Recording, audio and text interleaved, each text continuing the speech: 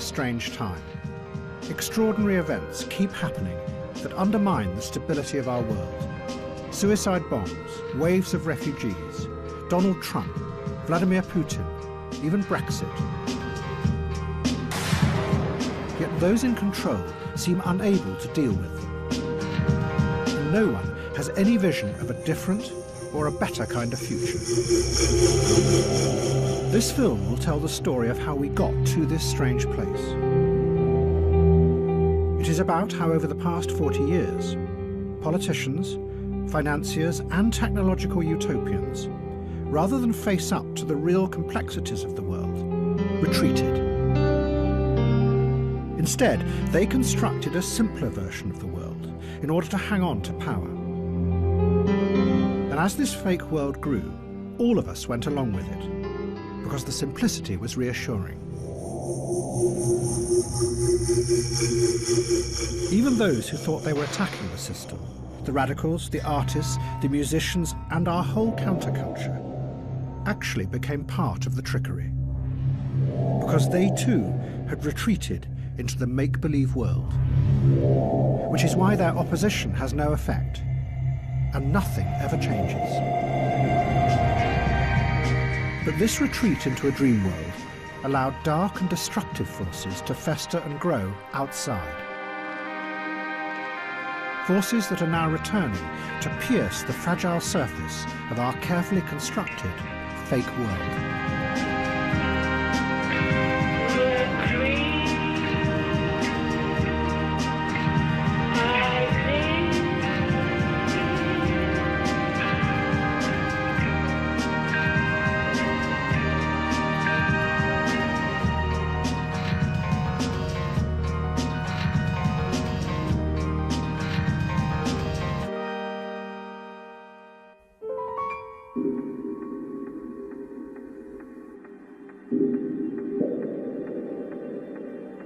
The story begins in two cities at the same moment in 1975.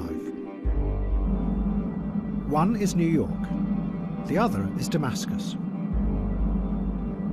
It was a moment when two ideas about how it might be possible to run the world without politics first took hold.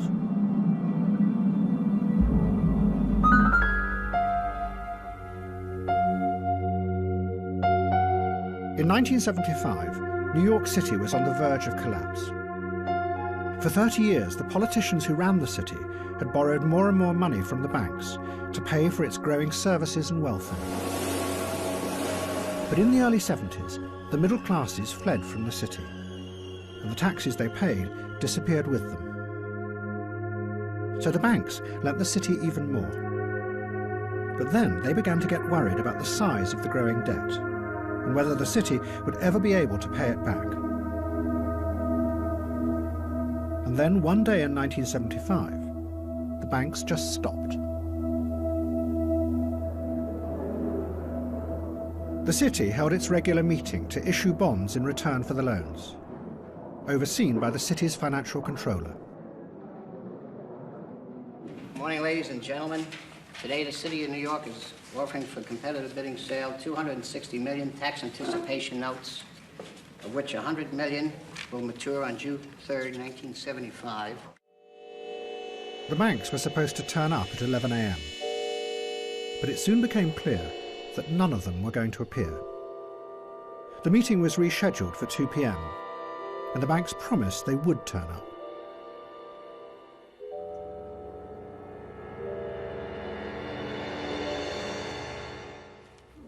The announcement on behalf of the controller is that the offer, which we had expected to receive and announce at 2 o'clock this afternoon, is now expected at 4 o'clock. Paul, does this mean that so far nobody wants those bonds? We will be making a further announcement at 4 o'clock, and anything further that I could say now I think would not advance the interest of the sale, which is now in progress. Does this mean that you have not been able to sell them so far today? We will have a further announcement at 4 o'clock. What happened that day in New York marked a radical shift in power. The banks insisted that in order to protect their loans, they should be allowed to take control of the city. The city appealed to the president, but he refused to help. So a new committee was set up to manage the city's finances. Out of 9 members, 8 of them were bankers. It was the start of an extraordinary experiment where the financial institutions took power away from the politicians and started to run society themselves. The city had no other option. The bankers enforced what was called austerity on the city, insisting that thousands of teachers, policemen and firemen were sacked. This was a new kind of politics. The old politicians believed that crises were solved through negotiations and deals. The bankers had a completely different view. They were just the representatives of something that couldn't be negotiated with, the logic of the market. To them, there was no alternative to this system. It should run society.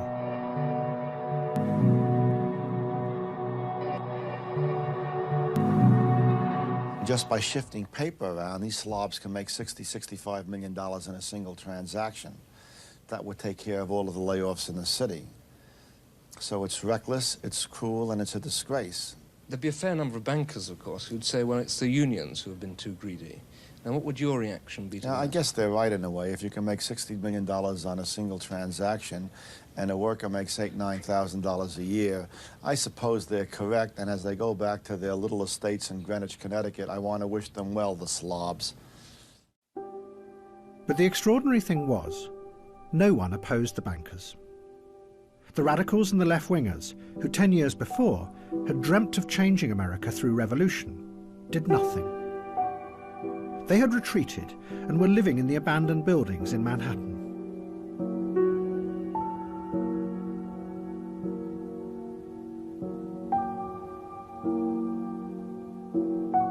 The singer Patti Smith later described the mood of disillusion that had come over them. I could not identify with the political movements any longer, she said. All the manic activity in the streets. In trying to join them, I felt overwhelmed by yet another form of bureaucracy. What she was describing was the rise of a new, powerful individualism that could not fit with the idea of collective political action.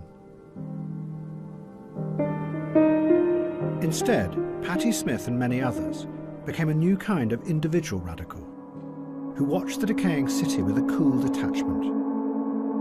They didn't try and change it, they just experienced it. Look at that, isn't that cool? I love that, where like kids write all over the walls. That to me is neater than any art sometimes. Jose and Maria forever. Oh, there's a lot of things like when you pass by big movie houses, maybe we'll find one, but they have little movie screens where you can see clips of like Z or something like that. People watch it over and over. I've seen people, I've checked them out all day. I've gone back and forth and they're still there watching the credits of a movie because they don't have enough dough, but it's some entertainment, you know. Instead, radicals across America turned to art and music as a means of expressing their criticism of society. They believed that instead of trying to change the world outside, the new radicalism should try and change what was inside people's heads. And the way to do this was through self-expression, not collective action.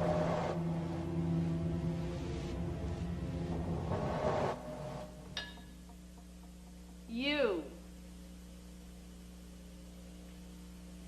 V W X Y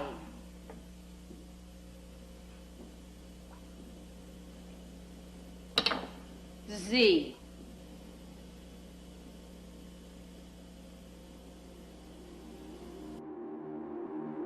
But some of the left saw that something else was really going on. That by detaching themselves and retreating into an ironic coolness, a whole generation were beginning to lose touch with the reality of power.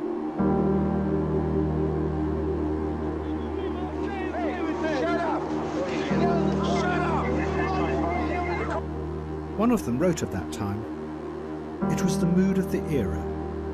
and the revolution was deferred indefinitely.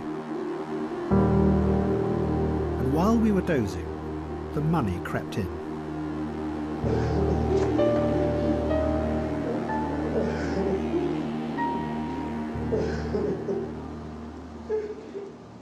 What's your date of birth, Larry? But one of the people who did understand how to use this new power was Donald Trump. Trump realized that there was now no future in building housing for ordinary people because all the government grants had gone. But he saw that there were other ways to get vast amounts of money out of the state. Trump started to buy up derelict buildings in New York, and he announced that he was going to transform them into luxury hotels and apartments. But in return, he negotiated the biggest tax break in New York's history, worth $160 million. The city had to agree because they were desperate. And the banks, seeing a new opportunity, also started to lend him money. And Donald Trump began to transform New York into a city for the rich, while he paid practically nothing.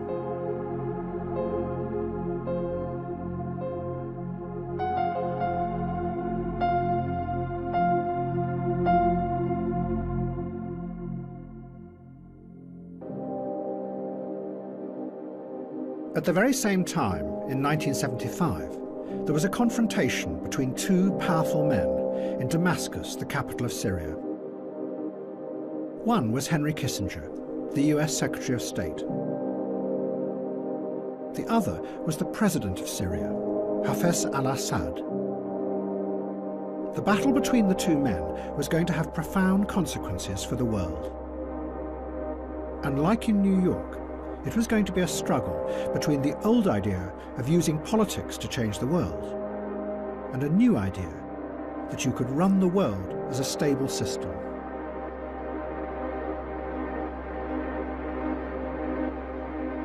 President Assad dominated Syria. The country was full of giant images and statues that glorified him. He was brutal and ruthless, killing or imprisoning anyone he suspected of being a threat. But Assad believed that the violence was for a purpose. He wanted to find a way of uniting the Arab countries and using that power to stand up to the West. 4, 3, 2, 1. Kissinger was also tough and ruthless. He had started in the 1950s as an expert in the theory of nuclear strategy, what was called the delicate balance of terror. It was the system that ran the Cold War. Both sides believed that if they attacked, the other side would immediately launch their missiles and everyone would be annihilated. Kissinger had been one of the models for the character of Dr. Strangelove in Stanley Kubrick's film. Mr. President, I would not rule out the chance to preserve a nucleus of human specimens. It would be quite easy. At the bottom of some of our deeper mine shafts. Henry was not a warm, friendly, modest, jovial sort of person. He was thought of as one of the more anxious, temperamental, self-conscious, ambitious, inconsiderate people at Harvard. Kissinger saw himself as a hard realist. He had no time for the emotional turmoil of political ideologies. He believed that history had always really been a struggle for power between groups and nations. But what Kissinger took from the Cold War was a way of seeing the world as an interconnected system. And his aim was to keep that system in balance and prevent it from falling into chaos. I believe that with all the dislocations we now experience, there also exists an extraordinary opportunity to form for the first time in history a truly global society, carried by the principle of interdependence. if we act wisely and with vision, I think we can look back to all this turmoil as the birth pangs of a more creative and better system. If we miss the opportunity, I think there's going to be chaos. The flight has been delayed, we understand now. The Kissinger will be arriving here about an hour and a half from now. So we'll just get have the press informed, and then we'll stay in contact with you. And it was this idea that Kissinger set out to impose on the chaotic politics of the Middle East. But to manage it, he knew that he was going to have to deal with President Assad of Syria. President Assad was convinced that there would only ever be a real and lasting peace between the Arabs and Israel if the Palestinian refugees were allowed to return to their homeland. Hundreds of thousands of Palestinians were living in exile in Syria, as well as in the Lebanon and Jordan. Have you found that the Palestinians here want to integrate with the Syrians at all? Oh, no, never. They don't want, not here or neither in Lebanon or in Jordan, never. No, because they want to stay as a whole, as a Palestinian.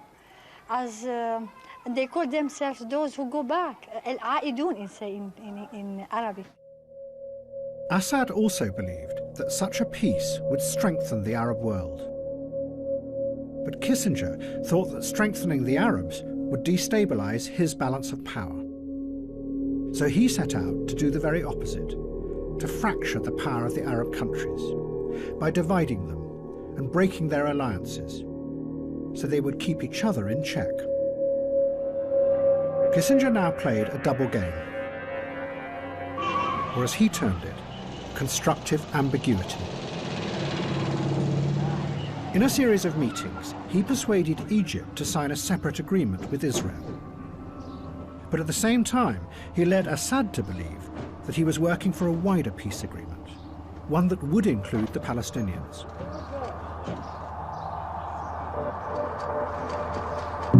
In reality, the Palestinians were ignored. They were irrelevant to the structural balance of the global system.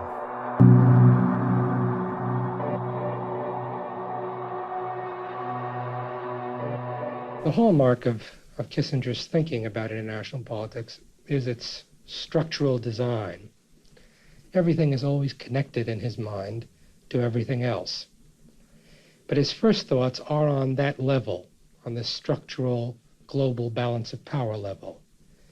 And as he addresses questions of human dignity, human survival, human freedom, I think they tend to come into his mind as an adjunct of the play of nations at the power game.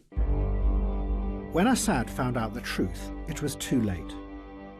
In a series of confrontations with Kissinger in Damascus, Assad raged about this treachery. He told Kissinger that what he had done would release demons hidden under the surface of the Arab world. Kissinger described their meetings. Assad's controlled fury, he wrote, was all the more impressive for its eerily cold, seemingly unemotional demeanor. Assad now retreated. He started to build a giant palace that loomed over Damascus, and his belief that it would be possible to transform the Arab world began to fade. A British journalist who knew Assad wrote, "Assad's optimism has gone. A trust in the future has gone. What has emerged instead is a brutal, vengeful Assad, who believes in nothing except revenge."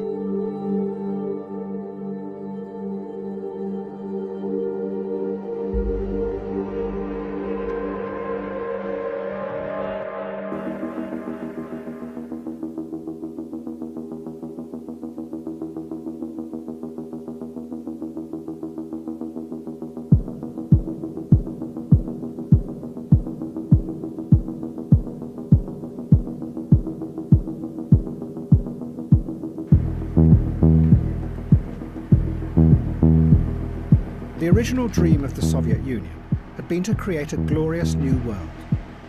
A world where not only the society, but the people themselves would be transformed. They would become new and better kinds of human beings.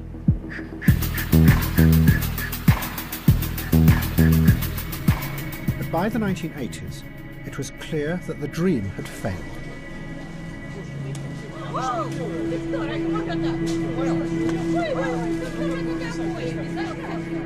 The Soviet Union became instead a society where no one believed in anything or had any vision of the future.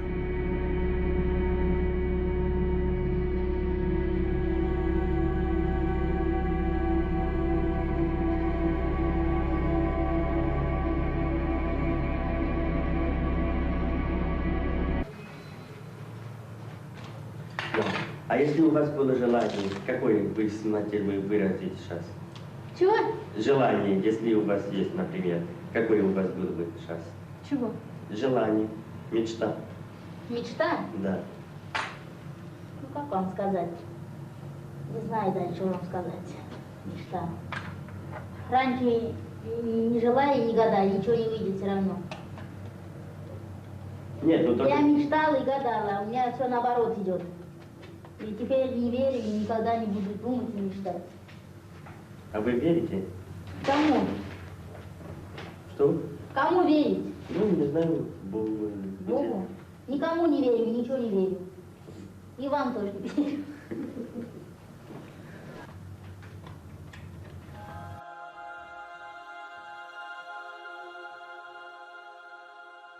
Ну, у тебя очень странная прическа. Где тебя так красиво подстригли? Знакомилась с панками московскими, а меня подстригли. А что это за течение-то, панки? Ну, это люди, которые любят свободу, там, не терпят насилие, там, и так далее. А ты не свободна, да? Свободно. Ну, мне кажется, у тебя что-то случилось. Да, у меня ничего не случилось. У меня ничего не случилось. Ну, ясно. Потом тогда расскажешь. Потом, я понимаю, что тебе сейчас трудно говорить. В следующий раз расскажешь.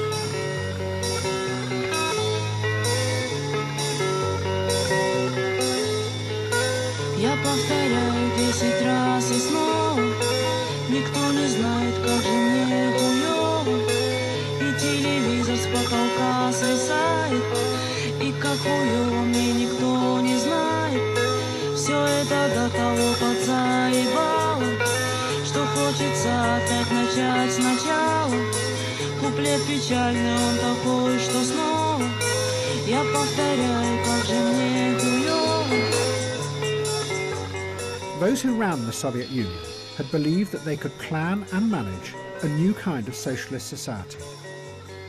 But they had discovered that it was impossible to control and predict everything, and the plan had run out of control. But rather than reveal this, the technocrats began to pretend that everything was still going according to plan. And what emerged instead was a fake version of the society. The Soviet Union became a society where everyone knew that what their leaders said was not real, because they could see with their own eyes that the economy was falling apart. But everybody had to play along and pretend that it was real, because no one could imagine any alternative. One Soviet writer called it hypernormalization. You were so much a part of the system that it was impossible to see beyond it. The fakeness was hypernormal.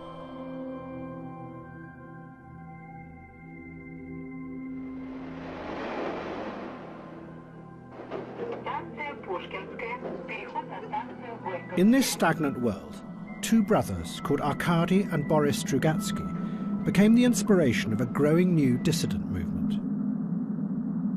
They weren't politicians. They were science fiction writers.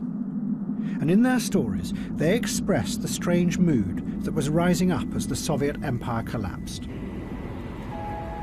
Their most famous book was called Roadside Picnic. It is set in a world that seems like the present, except there is a zone that has been created by an alien force. People known as stalkers go into the zone. They find that nothing is what it seems, that reality changes minute by minute.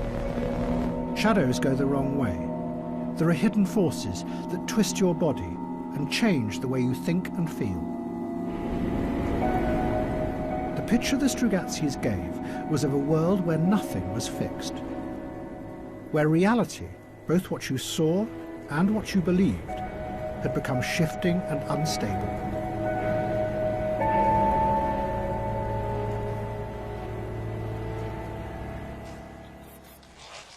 And in 1979, the film director Andrei Tarkovsky made a film that was based on Roadside Picnic.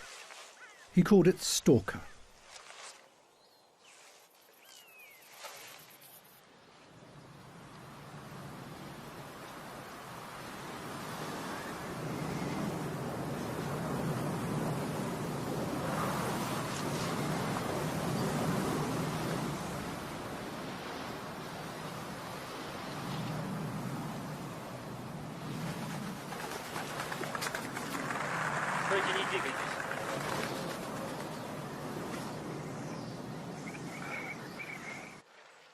Что случилось? Зачем вы меня остановили? Я вас не останавливал. А кто? Вы?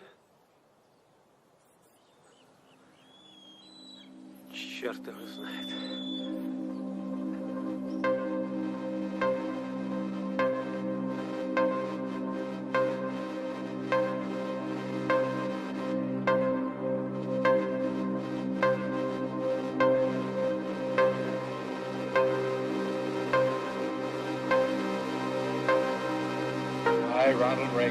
Solemnly swear that I will faithfully execute the office of President of the United States. That I will faithfully execute the office of President of the United States. The new President of America had a new vision of the world. It wasn't the harsh realism of Henry Kissinger any longer. It was different. It was a simple moral crusade, where America had a special destiny to fight evil and to make the world a better place. The places and the periods in which man has known freedom are few and far between, just scattered moments on the span of time. And most of those moments have been ours. The American people have a genius for great and unselfish deeds. Into the hands of America, God has placed the destiny of an afflicted mankind. God bless America. But this crusade was going to lead Reagan to come face to face with Henry Kissinger's legacy. And above all, the vengeful fury of President Assad of Syria. Israel was now determined to finally destroy the power of the Palestinians. And in 1982, they sent a massive army to encircle the Palestinian camps in the Lebanon. Do you know how strong the Israelis are? Do you know how many tanks they have outside Beirut? Do you know how strong they are? يعني بيقول انه احنا بنعرف انه الاسرائيليين اقوياء، فهل هذا بيأثر علينا؟ اسرائيل وامريكا وكل دول العالم ما بتأثر علينا طول ما سلاحنا بايدنا، ولا اي دولة في العالم تقدر تحاربنا. That means we are not ready to surrender.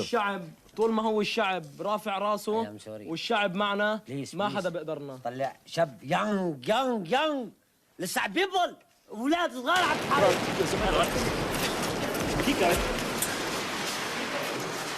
Dashed into this building here because the PLO guys with us expect that sooner or later there will be a huge explosion. There have been several of these in the last few minutes.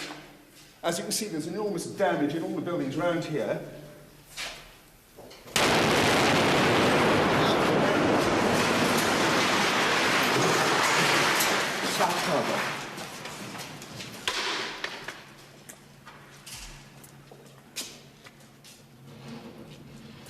Quick.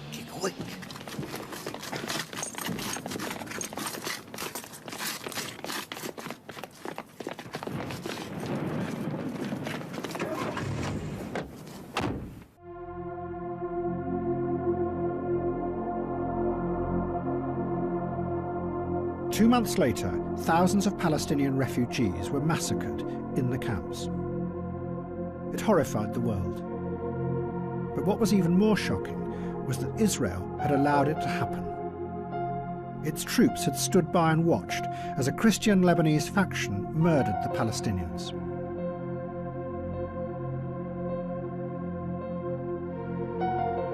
This was the first of the massacres we discovered yesterday. Now, 24 hours later, the stench here is appalling.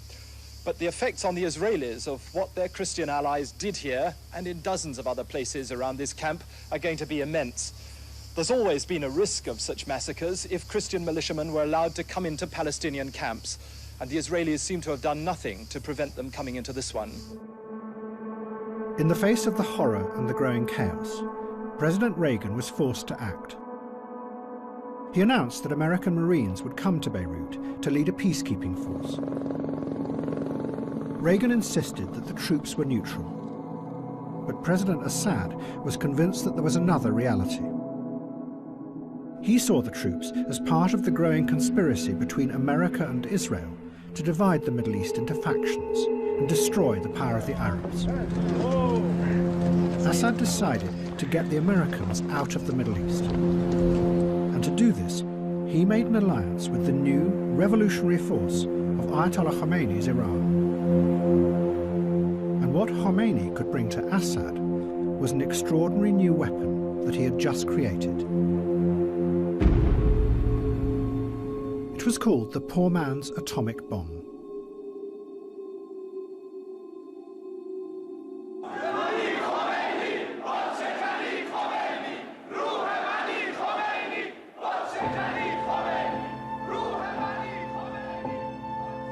Ayatollah Khomeini had come to power 2 years before as the leader of the Iranian Revolution. But his hold on power was precarious. And Khomeini had developed a new idea of how to fight his enemies and defend the revolution. Khomeini told his followers that they could destroy themselves in order to save the revolution, providing that in the process they killed as many enemies around them as possible. This was completely new, because the Quran specifically prohibited suicide. In the past, you became a martyr on the battlefield because God chose the time and place of your death. But Khomeini changed this. He did it by going back to one of the central rituals of Shia Islam. Every year, Shiites march in a procession, mourning the sacrifice of their founder, Hussein. As they do, they whip themselves, symbolically reenacting Hussein's suffering. Khomeini said that the ultimate act of penitence was not just to whip yourself, but to kill yourself, providing it was for the greater good of the revolution. In the name of God, the compassionate, the merciful, good afternoon. An Iraqi Soviet-made MiG-23 was shot down by the Air Force jet fighters of the Islamic Republic over the northwestern Iranian border region of Marivan at 10:08 hours local time Saturday, said the Joint Staff Command's communique numbered 1710. Khomeini had mobilized this force when the country was attacked by Iraq. Iran faced almost certain defeat because Iraq had far superior weapons, many of them supplied by America. So the revolutionaries took tens of thousands of young boys out of schools, put them on buses and sent them to the front line. Their job was to walk through the enemy's minefields, deliberately blowing themselves up in order to open gaps that would allow the Iranian army to pass through unharmed. It was organized suicide on a vast scale. This human sacrifice was commemorated in giant cemeteries across the country. Fountains flowing with blood-red water glorified this new kind of martyrdom.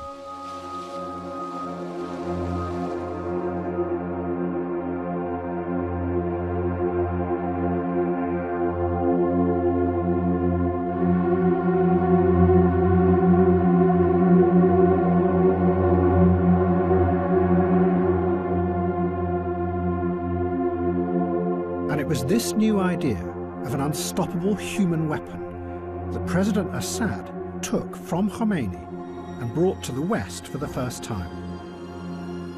But as it travelled, it would mutate into something even more deadly. Instead of just killing yourself, you would take explosives with you into the heart of the enemy, and then blow yourself up, taking dozens or even hundreds along with you. It would become known as suicide bombing. In October 1983, 2 suicide bombers drove trucks into the US Marine barracks in Beirut. It was seeing something move that took me out of my trance. And then I recognized, oh yes, Marines were in that building. A lot of Marines were in that building. And that's when I ran down, and it was a black Marine. He looked white. The dust, it just covered him. The massive explosions killed 241 Americans. The bombers were members of a new militant group that no one had heard of. They called themselves Hezbollah, and although many of them were Iranian, they were very much under the control of Syria and the Syrian intelligence agencies. President Assad was using them as his proxies to attack America. Whoever carried out yesterday's bombings, Shia Muslim fanatics, devotees of the Ayatollah Khomeini, or whatever, it is Syria who profits politically. The most significant fact is that the dissidents live and work with Syrian protection. So it is to Syria, rather than to the dissident group's guiding light, Ayatollah Khomeini of Iran, that we must look for an explanation of the group's activities. Destabilization is Syria's Middle Eastern way of reminding the world that Syria must not be left out of plans for the future of the area.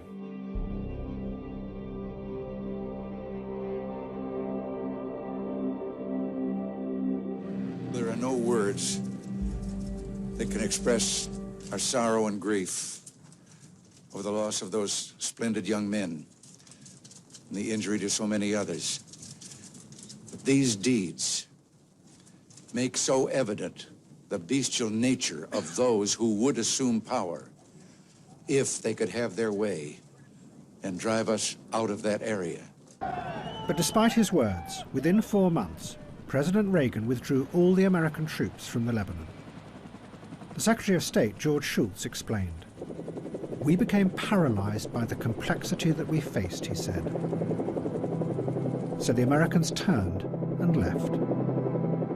For President Assad, it was an extraordinary achievement. He was the only Arab leader to have defeated the Americans and forced them to leave the Middle East. He had done it by using the new force of suicide bombing, a force that once unleashed was going to spread with unstoppable power. But at this point, both Assad and the Iranians thought that they could control it.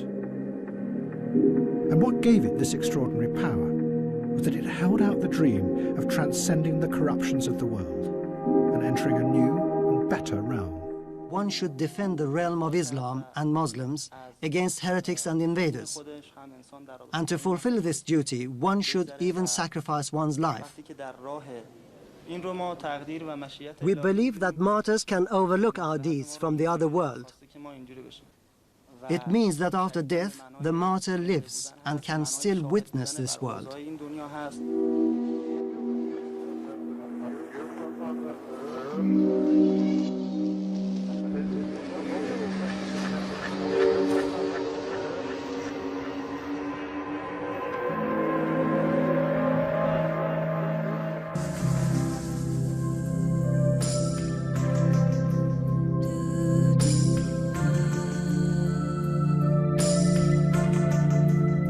By the middle of the 1980s, the banks were rising up and becoming ever more powerful in America. What had started 10 years before in New York, the idea that the financial system could run society, was spreading. But unlike older systems of power, it was mostly invisible. A writer called William Gibson tried to dramatize what was happening in a powerful, imaginative way in a series of novels. Gibson had noticed how the banks and the new corporations were beginning to link themselves together through computer systems. What they were creating was a series of giant networks of information, that were invisible to ordinary people and to politicians. But those networks gave the corporations extraordinary new powers of control.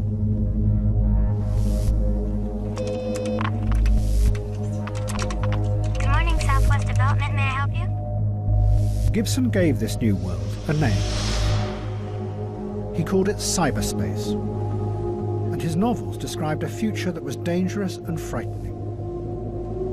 Hackers could literally enter into cyberspace, and as they did, they travelled through systems that were so powerful that they could reach out and crush intruders by destroying their minds. In cyberspace, there were no laws and no politicians to protect you. Just raw, brutal, corporate power.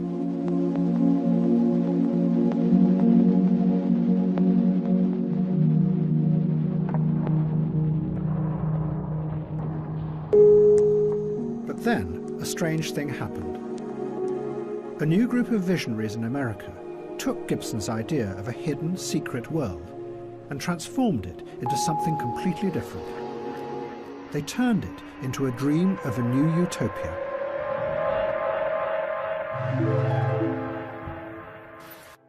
They were the technological utopians who were rising up on the west coast of America. They turned Gibson's idea on its head. Instead of cyberspace being a frightening place dominated by powerful corporations, they reinvented it as the very opposite.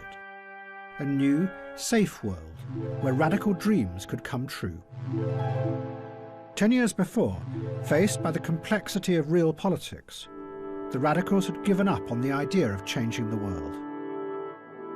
But now, the computer utopians saw in cyberspace an alternative reality, a place they could retreat to, away from the harsh right-wing politics that now dominated Reagan's America. The roots of this vision lay back in the counterculture of the 1960s, and above all, with LSD.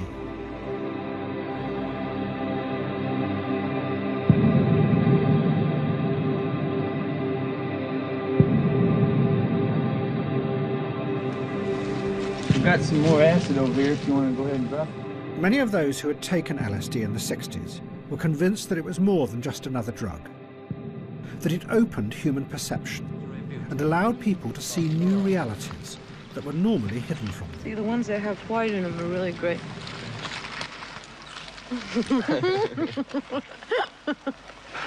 Like a rabbit. It freed them from the narrow, limited view of the world that was imposed on them by politicians and those in power. In the United States, in the next 5, 10, 15 years, you're going to see more and more people taking LSD and making it a part of their lives, so there will be an LSD country within 15 years, an LSD society. There'll be less interest in, obviously, warfare, in power politics. You know, politics today is a disease. That's a real addiction. Politics, politics, politics, politics. Don't politic. Don't vote. These are old men's games. Impotent and senile old men that want to put you onto their old chess games of war and power. 20 years later, the new networks of machines seemed to offer a way to construct a real alternate reality. Not just one that was chemically induced, but a space that actually existed in a parallel dimension to the real world. And like with acid, cyberspace could be a place where you would be liberated from the old corrupt hierarchies of politics and power and explore new ways of being. One of the leading exponents of this idea was called John Perry Barlow. In the 60s, he had written songs for the Grateful Dead and been part of the acid counterculture. Now, he organised what he called cyberthons to try and bring the cyberspace movement together. Well, you know, the Cyberthon, as it was originally conceived, was supposed to be the 90s equivalent of the acid test. And we had thought to involve some of the same personnel. You and I and Timmy should sit down and talk. Okay, that's good. And it immediately acquired a financial quality, or commercial quality, that was initially a little unsettling to an old hippie like me, but as soon as I saw it actually working, then I thought, well, if you're going to have an acid test for the 90s, money better be involved. Instead of having a glass barrier that separates your mind, from the mind of the computer pulls us inside and creates a world for us. Incorporates everything that could be incorporated. It incorporates experience itself. Barlow then wrote a manifesto that he called a Declaration of Independence of Cyberspace. It was addressed to all politicians, telling them to keep out of this new world. It was going to be incredibly influential, because what Barlow did was give a powerful picture of the internet, not as a network controlled by giant corporations, but instead as a kind of magical, free place, an alternative to the old systems of power. It was a vision that would come to dominate the internet over the next 20 years. Governments of the industrial world, cyberspace does not lie within your borders.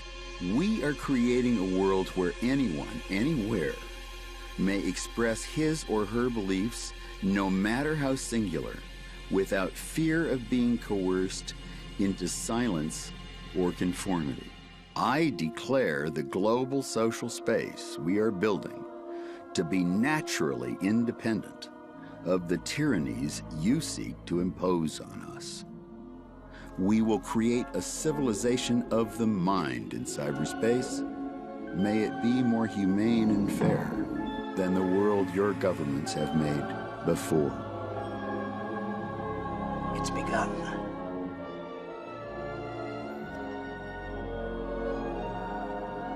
This is the key to a new order. This code disk means freedom. But two young hackers in New York thought that Barlow was describing a fantasy world, that his vision bore no relationship at all to what was really emerging online. They were cult figures on the early online scene, and their fans followed and recorded them. They called themselves Fiber Optic and Acid Freak. And they spent their time exploring and breaking into giant computer networks that they knew were the hard realities of modern digital power. My specific instance, I was charged with conspiracy to commit a few dozen overt acts, they called them, among a number of things having to do with computer trespass and I guess computer eavesdropping, interception, unauthorized access to federal interest computers, which is a pretty vague law, communications network computers and so on. In a notorious public debate online, the two hackers attacked Barlow. What infuriated them most was Barlow's insistence that there was no hierarchy or controlling powers in the new cyber world. The hackers set out to demonstrate that he was wrong. Acid Freak hacked into the computers of a giant corporation called TRW. TRW had originally built the systems that ran the Cold War for the US military. They had helped create the delicate balance of terror. Now, TRW had adapted their computers to run a new system, that of credit and debt. Their computers gathered up the credit data of millions of Americans and were being used by the banks to decide individuals' credit ratings. The hackers broke into the TRW network, stole Barlow's credit history, and published it online.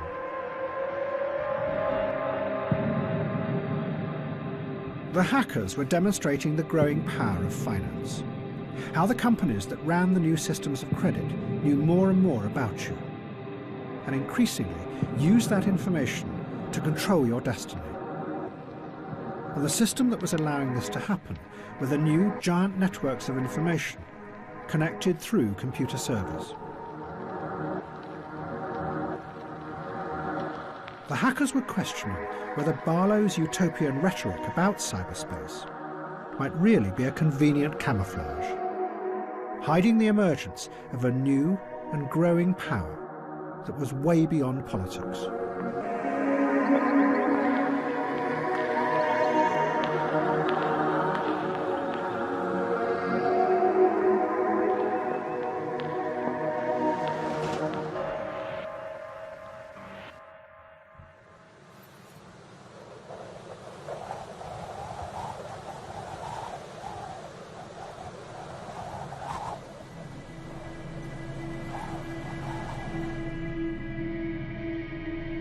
But cyberspace was not the only imaginary story being created.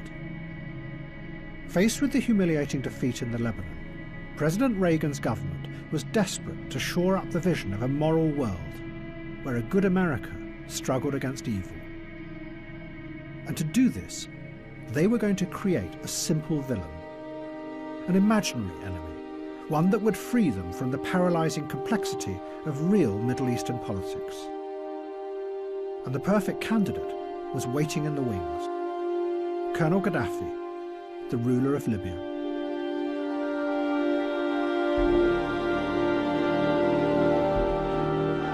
The Americans were going to ruthlessly use Colonel Gaddafi to create a fake terrorist mastermind.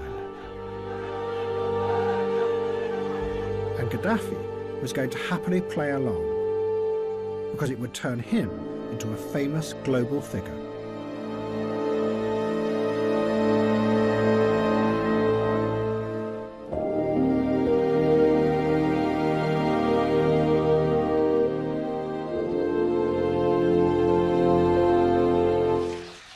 Colonel Gaddafi had taken power in a coup in the 1970s.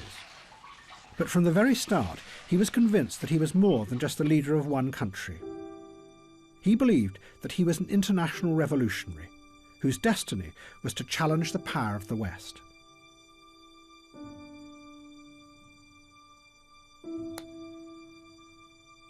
Gentlemen, the Queen.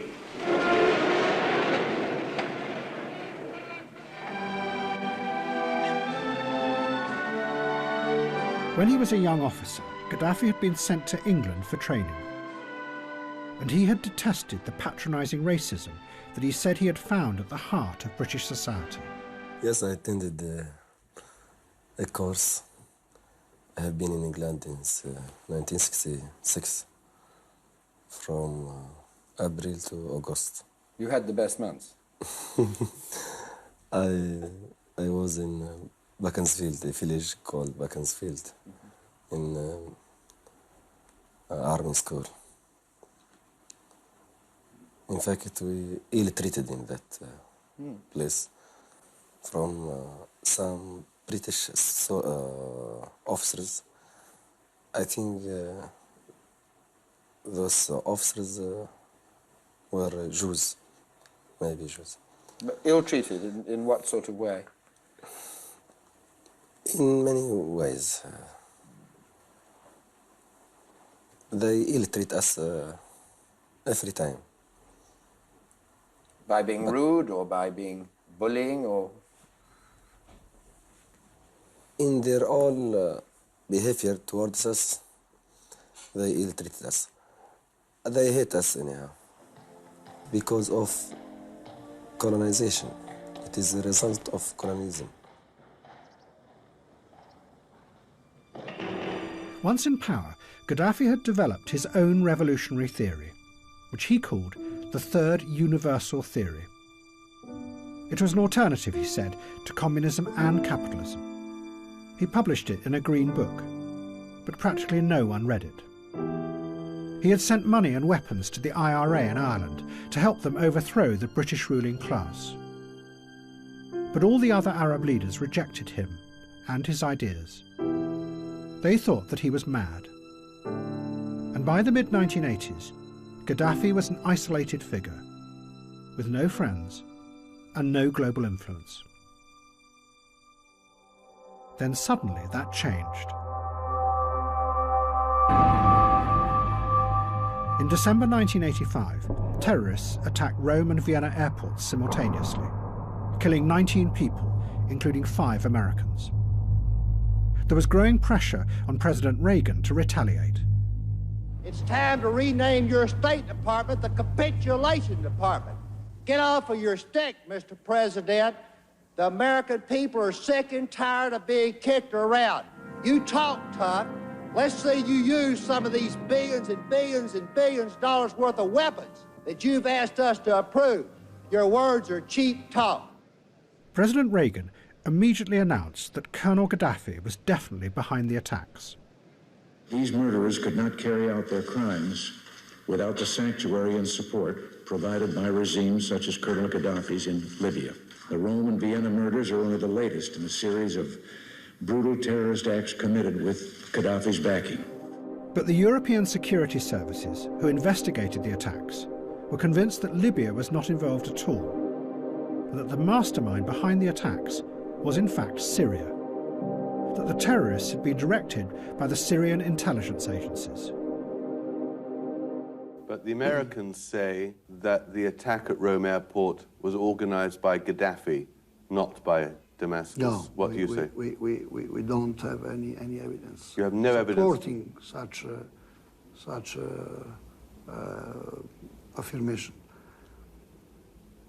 The only evidence we have shows a Syrian connection. You say that it was Libya, and the president said the evidence of Libya's culpability was irrefutable. Yeah. But the Italian authorities to whom I've spoken say emphatically on the record that their investigations have shown that it was entirely masterminded by Syria. I don't agree with that at all. Well, they've interrogated the surviving terrorists. I must just say I don't agree with that. But you've no evidence that Libya was in on the planning either. Our evidence on Libya is circumstantial but very strong. But why does the president then say it's irrefutable if you call it circumstantial? Well, people can be convicted and sentenced in our courts on circumstantial evidence. But what made it even more confusing was that although there seemed to be no evidence that Gaddafi had been behind the attacks, he made no attempt to deny the allegations. Instead, he went the other way and turned the crisis into a global drama. It is not a time of saying, it is a time of work, time of confrontation. Threatening suicide attacks against America. This hostile position cannot be explained in racist and crusade terms. Suicidal attacks will have to be an answer to a military attack. But Libya is not affected by such measures that Reagan has declared.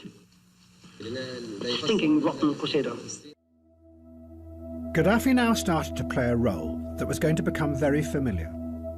He grabbed the publicity that had been given to him by the Americans and used it dramatically. He promoted himself as an international revolutionary who would help to liberate oppressed peoples around the world, even the blacks in America. Gaddafi arranged for a live satellite link to a mass meeting of the Nation of Islam in Chicago. Brothers and sisters, it is with great honor and privilege that I present to you the leader of the Al-Fatah revolution from Libya, our brother Muammar al-Gaddafi. Gaddafi told them that Libya was now their ally in their struggle against white America. And to express my full support and support of my country to your struggle for freedom, for emancipation.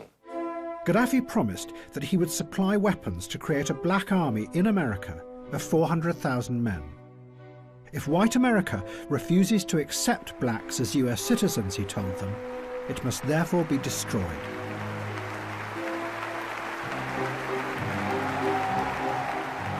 Gaddafi also invited a group of German rocket scientists to come to Libya to build him a rocket. He insisted it had no military purpose. Libya was now going to explore outer space. I think it is peaceful and civilian activity for investigation of space and something like this. And it has nothing to do with any military things. But no one believed him. Journalists warned that Gaddafi was really preparing to attack Europe, vividly dramatizing the new danger. That is something like this, which goes that way to put something into space. But the same device, tilted, say, to an angle of 45 degrees, could, of course, become something very different. A missile possibly carrying a warhead. That would put Libya within range of an enormous area. A chilling proposition with its range of 2,000 kilometers. The Americans and Gaddafi now became locked together in a cycle of mutual reinforcement. In the process, a powerful new image was created that was going to capture the imagination of the West. Gaddafi became a global supervillain, at the head of what was called a rogue state, a madman who threatened the stability of the world. And Gaddafi was loving every minute of it. Does he think in the past his decisions sometimes have been taken too quickly? Maybe. On world affairs? Maybe. I think sometimes that is what has made people in the world nervous of you, perhaps. Maybe.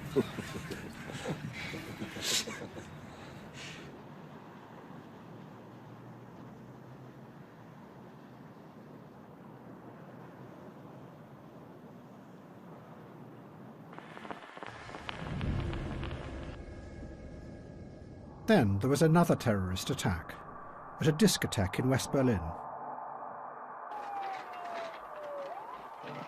A bomb killed an American soldier and injured hundreds. The Americans released what they said were intercepts by the National Security Agency that proved that Colonel Gaddafi was behind the bombing, and a dossier that they said proved that he was also the mastermind behind a whole range of other attacks.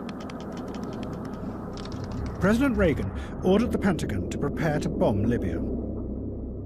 But again, there were doubts, this time within the American government itself. There were concerns that analysts were being pressured to make a case that didn't really exist. And to do it, they were taking Gaddafi's rhetoric about himself as a global revolutionary and his manic ravings, and then representing them as fact. And in the process, together, the Americans and Gaddafi were constructing a fictional world. The analyst was certainly, I'm convinced, pressured into developing a prima facie case against the Libyan government. From the somewhat incoherent ravings of a maniac, both interceptions of a clandestine nature and interceptions of a open radio broadcast or whatever, as well as other sources, quotations of his, that one can assemble a neatly put together package demonstrating that the man had violent interests against the United States and its European allies. The European intelligence agencies told the Americans that they were wrong, that it was Syria that was behind the bombing, not Libya. But the Americans had decided to attack Libya because they couldn't face the dangerous consequences of attacking Syria. Instead, they went for Gaddafi, a man without friends or allies. Libya were less downside consequences, if you will. There's less Arab support for Gaddafi. We figured there would be less Soviet support for Gaddafi. There's no question but what Libya was more vulnerable than Syria and Iran. It was a soft and target. that is certainly an element, of course. In April 1986, the Americans attacked Libya. Their targets included Colonel Gaddafi's own house. Immediately after the attack, Gaddafi appeared in the ruins to describe what had happened. The family were asleep, and my wife was, that day, tied down to the bed because she had a slip disc. I tried to rescue the children, and the house started to collapse, as you can see, and the books started to burn. They concentrated on the children's room so that they would kill all the children. Our small adopted daughter was killed, and 2 of our children were injured. But yet again, Gaddafi might have been lying. Ever since then, there have been rumours that his adopted daughter actually survived. But many other children were killed in the raid because the American bombing was so inaccurate. Gaddafi realised that the attention of the whole world was now focused on him, and he grabbed the moment to promote his own revolutionary theory, the Third Way, as a global alternative to democracy.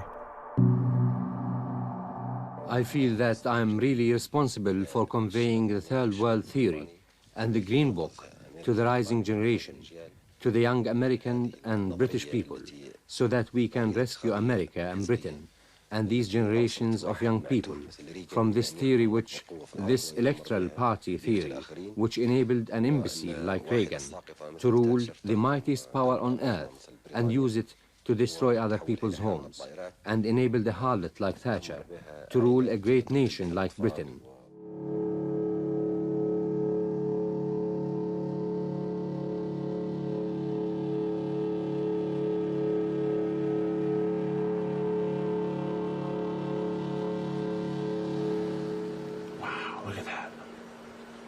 What the heck is that?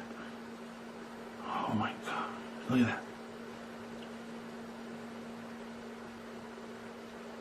Holy crap.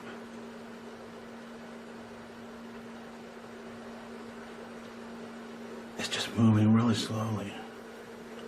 Wow. What is it doing? What the heck? Guys, it's a freaking Whoa! Oh my gosh! Wow! What is happening? What is happening? What is going on? Oh my gosh, Tom! Holy shit. Oh my god, guys! Guys, is that a freaking UFO? Wait, can you get a good video? Good. What is it? What the hell? In the 1980s, more and more people in the United States reported seeing unexplained objects and lights in the sky. At the same time, investigators who believed in UFOs revealed that they had discovered top-secret government documents that stated that alien craft had visited Earth. The documents had been hidden for 20 years, and they seemed to prove that there had been a giant cover-up. But actually, the reality was even stranger. The American government might have been making it all up, that they had created a fake conspiracy to deliberately mislead the population. The lights that people imagined were UFOs may in reality have been new high-technology weapons that the US government were testing.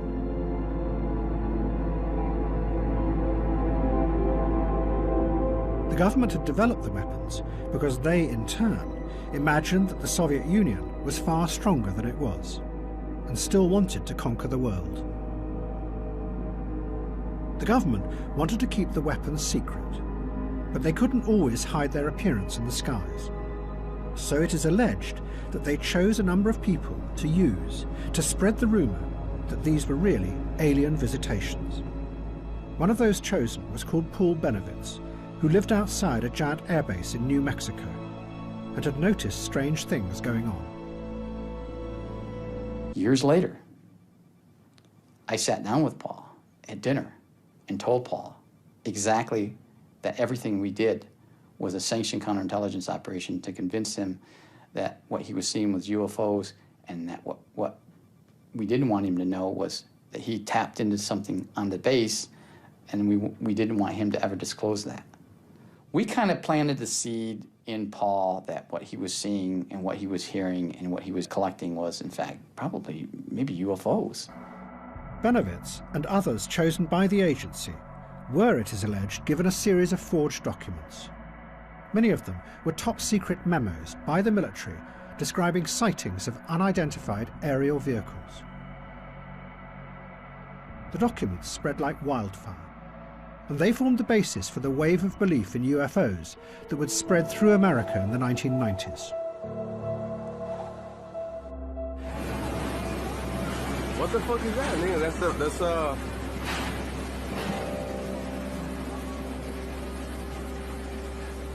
That's crazy, bro. Is that space, And it also fueled the wider, growing belief that governments lied to you, that conspiracies were real. What the Reagan administration were doing, both with Colonel Gaddafi and with the UFOs, was a blurring of fact and fiction. But it was part of an even broader program. The president's advisors had given it a name. They called it perception management, and it became a central part of the American government during the 1980s. The aim was to tell dramatic stories that grabbed the public imagination, not just about the Middle East, but about Central America and the Soviet Union. And it didn't matter if the stories were true or not, providing they distracted people, and you, the politician, from having to deal with the intractable complexities of the real world.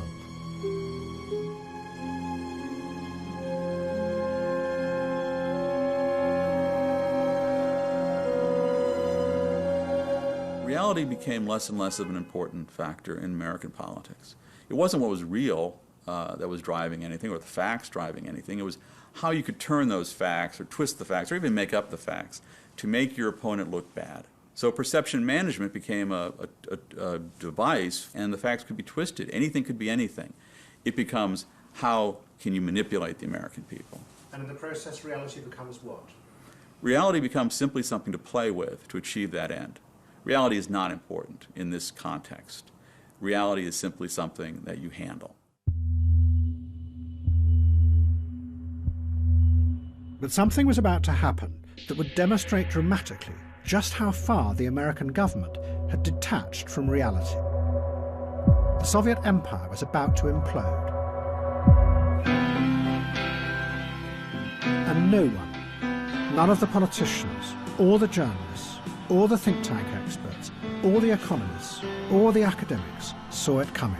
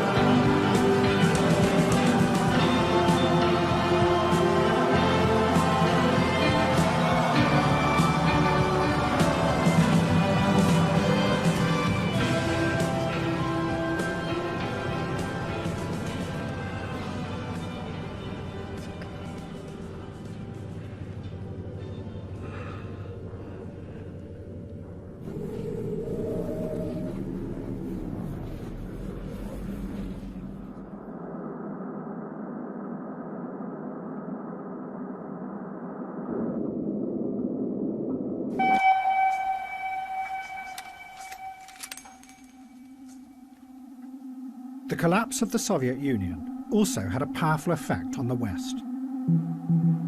For many, it symbolized the final failure of the dream that politics could be used to build a new kind of world. What was going to emerge instead was a new system that had nothing to do with politics. A system whose aim was not to try and change things, but rather to manage a post-political world.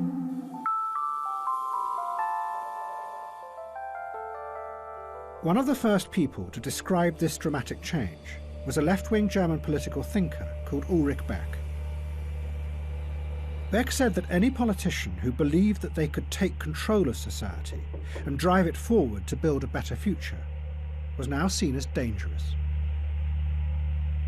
In the past, politicians might have been able to do this, but now they were faced with what he called a runaway world, where things were so complex and interconnected, and modern technologies so potentially dangerous, that it was impossible to predict the outcomes of anything you did. The catalogue of environmental disasters proved this. Politicians would have to give up any idea of trying to change the world. Instead, their new aim would be to try and predict the dangers in the future, and then find ways to avoid those risks. Although Beck came from the political left, the world he saw coming was deeply conservative. The picture he gave was of a political class reduced to trying to steer society into a dark and frightening future, constantly peering forward and trying to see the risks coming towards them. Their only aim, to avoid those risks and keep society stable. It only lasted for a few seconds, so you're basically shocked you really didn't know what was going on at the time. Where were you in the building and where was the explosion? Oh my God! But a system that could anticipate the future and keep society stable was already being built, pieced together from all kinds of different and sometimes surprising sources, all of them outside politics. One part of it was taking shape in a tiny town in the far northwest of the United States called East Wenatchee.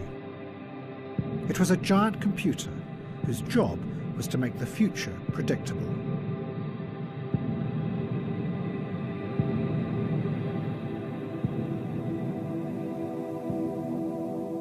The man building it was a banker called Larry Fink.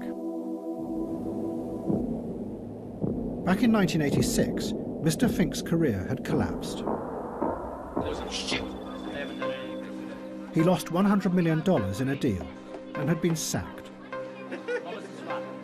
He became determined it wouldn't happen again. Fink started a company called BlackRock and built a computer he called Aladdin. It is housed in a series of large sheds in the apple orchards outside Wenatchee.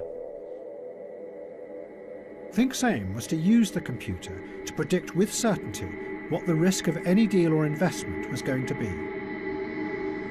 The computer constantly monitors the world, and it takes things that it sees happening and then compares them to events in the past.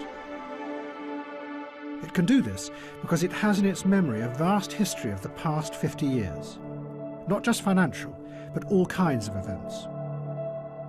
Out of the millions and millions of correlations, the computer then spots possible disasters, possible dangers lying in the future, and moves the investments to avoid any radical change and keep the system stable. Today I'm going to deliver 1.8 million reports. Execute 25,000 trades. And avert 3,000 disasters. I'm going to monitor interest rates in Europe. Silver prices in Asia. Droughts in the Midwest. I'm going to witness 4 billion shares change hands on the New York Stock Exchange. And record the effects on 14 trillion in assets across 20,000 portfolios. I am Aladdin. I am Aladdin. And today, I'll find the numbers behind the numbers. I will see the trends the models don't. The connections. The risks. I am Aladdin. I am Aladdin, and I will get the data right. I am 25 million lines of code. Written by hundreds of people. Across 2 decades. I'm smarter than any algorithm. More powerful than any processor. Because I am Aladdin. Because I am Aladdin. I am Aladdin. I am Aladdin. Aladdin has proved to be incredibly successful. The assets it guides and controls now amount to $15 trillion, which is 7% of the world's total wealth.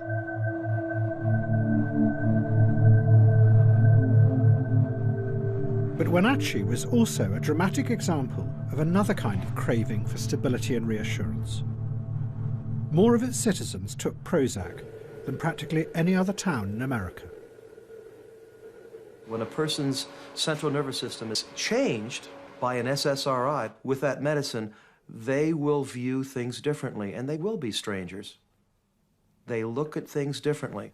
I have a chemical up here that changes me. I think differently. For me, it was like walking around like this for my whole life and really not knowing that I was nearsighted. I mean, really. I mean, no one had ever offered me glasses. And then all of a sudden, here comes somebody that says, okay, now try these on, try this Prozac on. And I tried it on, and for the first time in my life, I went, whoa, is this the way reality really is? Your perception can be changed, and it's frightening and it's scary to people. It speaks of science fiction almost.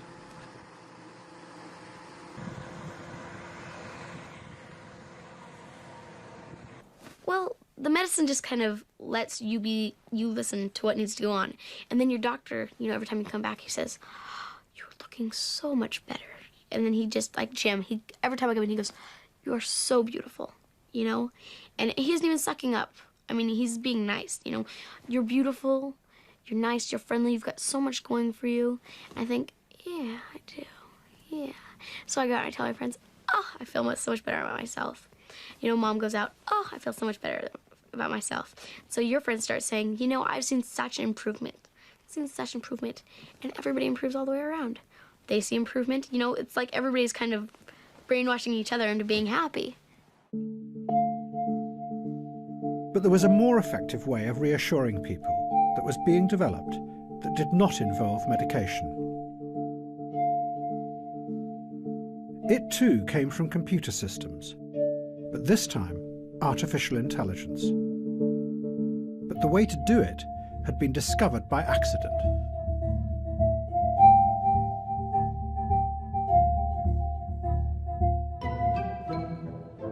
Back in the 1960s, there had been optimistic dreams that it would be possible to develop computers that could think like human beings. Scientists then spent years trying to program the rules that governed human thought. But they never worked.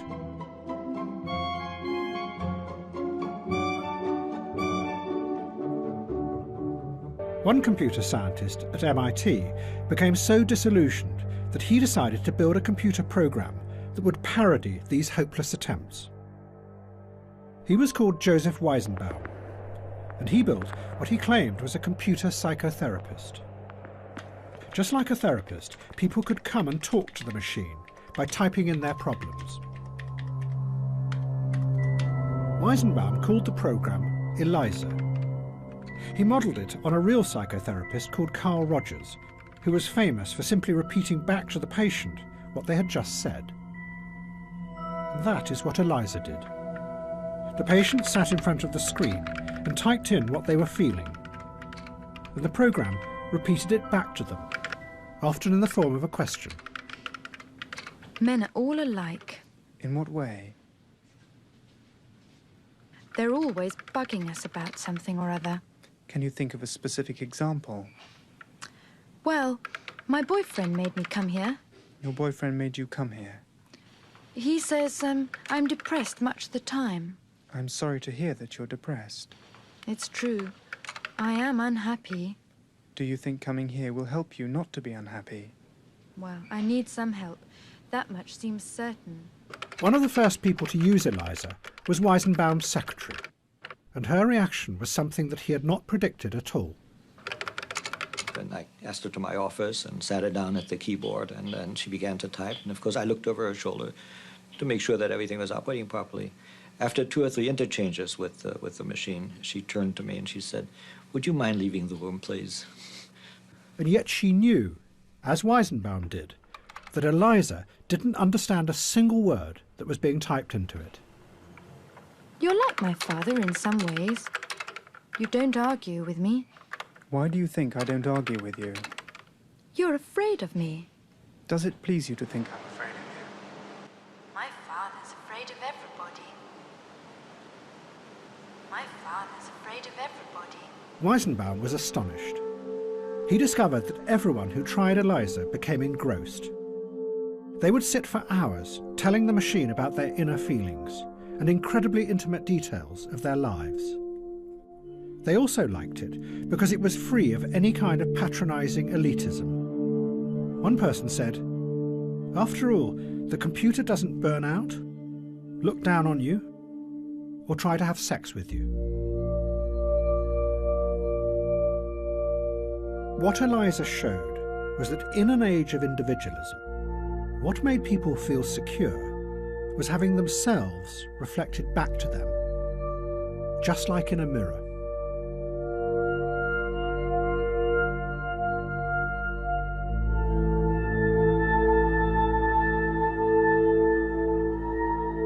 Artificial intelligence changed direction and started to create new systems that did just that, but on a giant scale. They were called intelligent agents. They worked by monitoring individuals, gathering vast amounts of data about their past behaviour, and then looked for patterns and correlations from which they could predict what they would want in the future. It was a system that ordered the world in a way that was centred around you. And in an age of anxious individualism, frightened of the future, that was reassuring, just like Eliza. A safe bubble that protected you from the complexities of the world outside.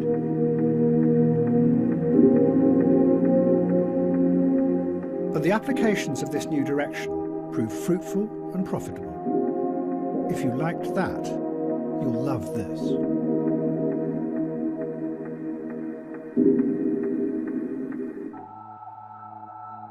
What was rising up in different ways was a new system that promised to keep the world stable. Its tentacles reached into every area of our lives. Finance promised that it could control the unpredictability of the free market, while individuals were more and more monitored to stabilise their physical and mental states. And increasingly, the intelligent agents online predicted what people would want in the future and how they would behave. But the biggest change was to politics. In a world where the overriding aim was now stability, politics became just part of a wider system of managing the world. The old idea of democratic politics, that it gave a voice to the weak against the powerful, was eroded. And a resentment began to quietly grow out on the edges of society.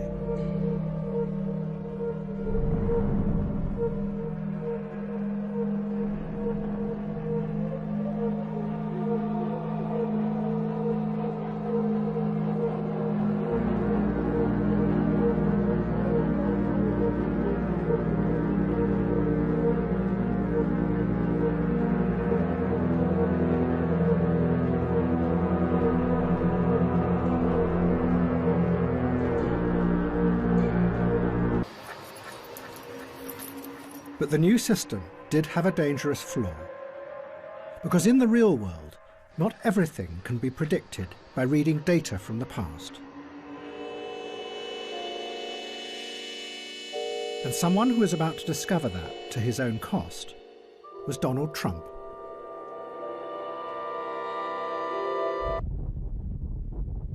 One day, a man called Jess Markham received a phone call.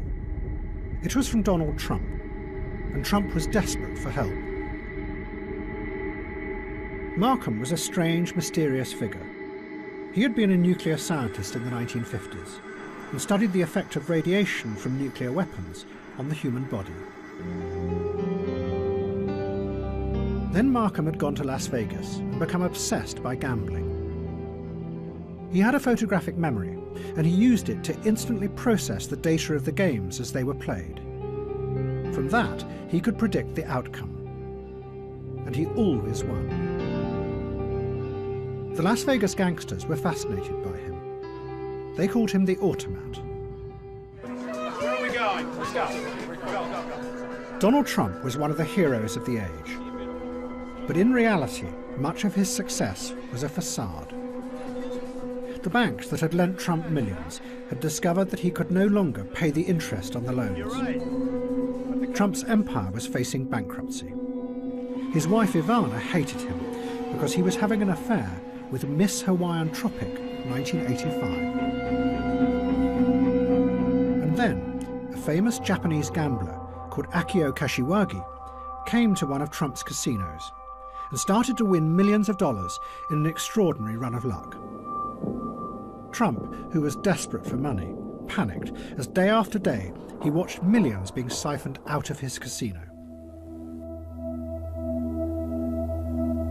So he turned for help to Jess Markham. Markham came to Trump's casino in Atlantic City.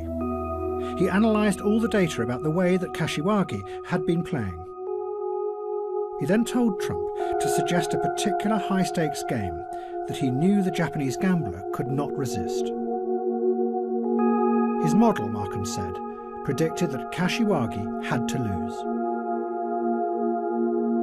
And after 5 agonising days, he did. Kashiwagi lost $10 million, and he gave up. Donald Trump was elated. He thought he'd got his money back.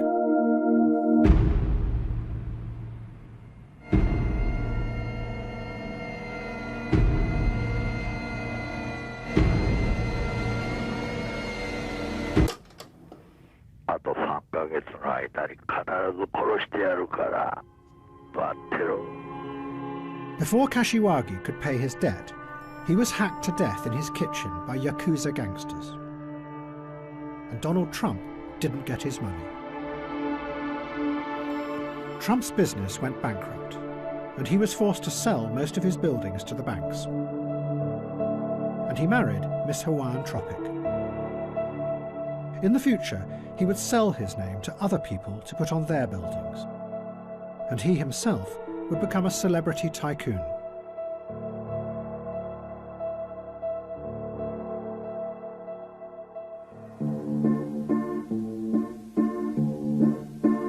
President Assad didn't want stability. He wanted revenge.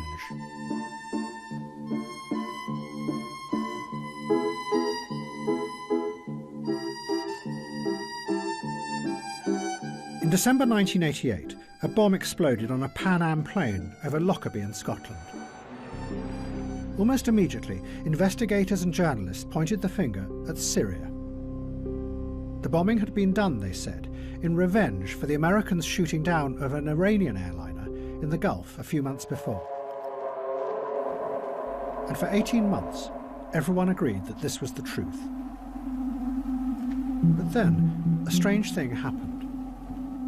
The security agencies said that they had been wrong. It hadn't been Syria at all. It was Libya who had been behind the Lockerbie bombing. But many journalists and politicians did not believe it. They were convinced that the switch had happened for the most cynical of reasons. That America and Britain desperately needed Assad as an ally in the coming Gulf War against Saddam Hussein. So once again, they blamed Colonel Gaddafi as the terrorist mastermind. Well, Syria, of course, was unfortunately accused of many terrorist outrage and of harbouring terrorist groups. It appears that we have now restored relations with them, as have the Americans. They're now our friends, although we get no real assurances on the past whatsoever. It strikes me as very strange indeed that many of the things we thought were previously the responsibility of Syria have now dramatically become the responsibility of Libya. But Assad was not really in control, because he had released forces that no one would be able to control. The force that 10 years before he had brought from Iran to attack the West, the human bomb, was now about to jump, like a virus, from Shia to Sunni Islam.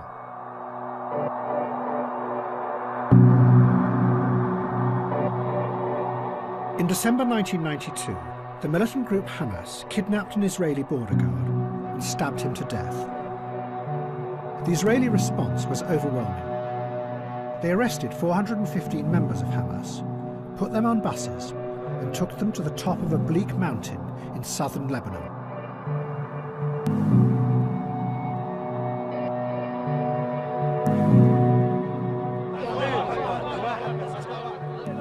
They left them there and refused to allow any humanitarian aid through.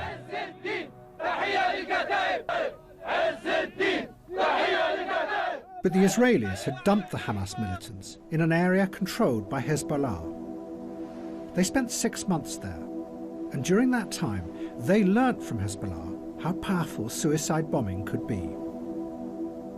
Hezbollah told them how they had used it to force the Israelis out of Beirut and back to the border.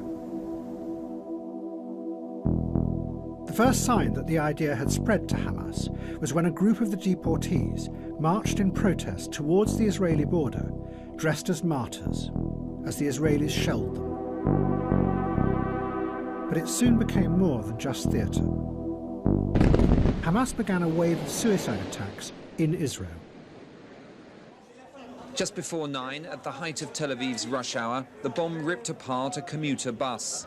An amateur cameraman recorded the scene in the moments afterwards as a dazed woman was helped out of the smouldering wreckage.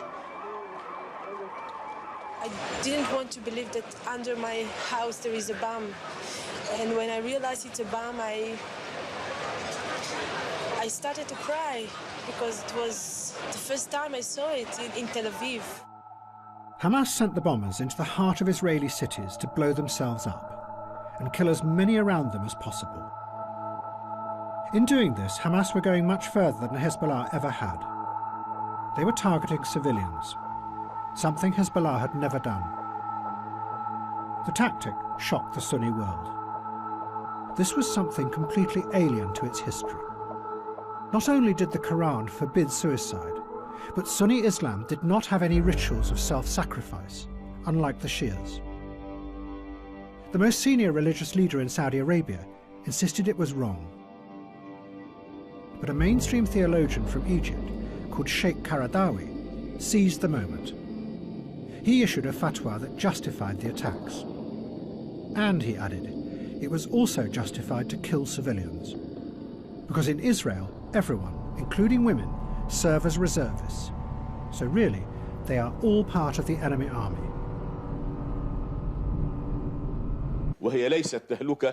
It's not suicide. It is martyrdom in the name of God. Islamic theologians and jurisprudents have debated this issue. Israeli women are not like women in our society because Israeli women are militarized. Secondly, I consider this type of martyrdom operation as an indication of justice of Allah Almighty. Allah is just.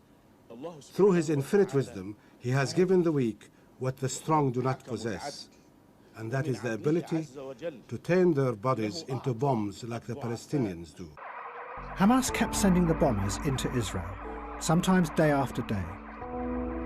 The horror overwhelmed Israeli society, and it completely destroyed the ability of politics to solve the Palestinian crisis. Instead, in the Israeli election of 1996, Benjamin Netanyahu took power.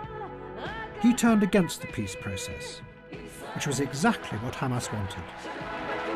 And from then on, the two sides became locked together in ever more horrific cycles of violence. The human bomb had destroyed the very thing that President Assad had first wanted, a real political solution to the Palestinian question. It was just after 1 o'clock and the market was full of shoppers. Streams of ambulances came to carry away the dead and the injured. It was a place of appalling suffering, but even with the first grief came the immediate political impact on the peace process. It's impossible. This moment it will be the end, must be the end of this bloody peace process.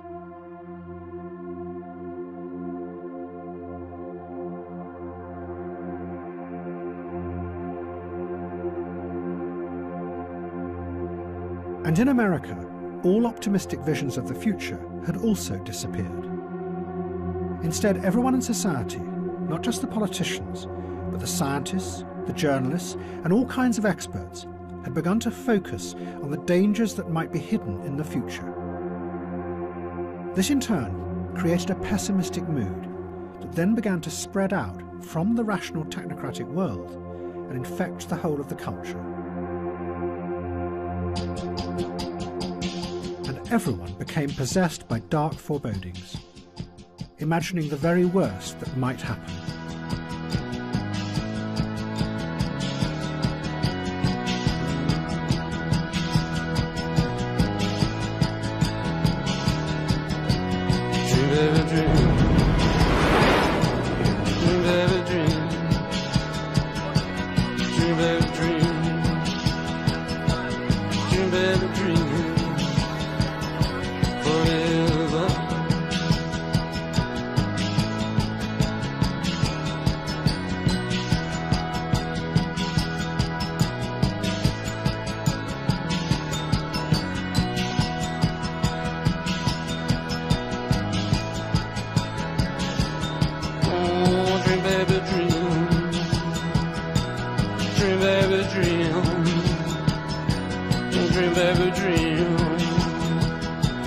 dream, baby, dream forever.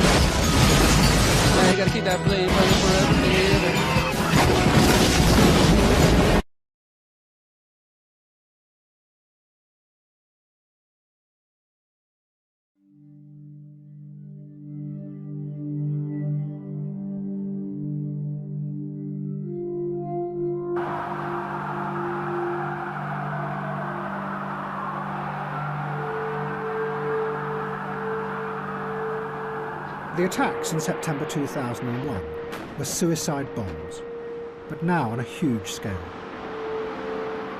They demonstrated the terrifying power of this new force to penetrate all defences. They had come to kill thousands of Americans on their own soil.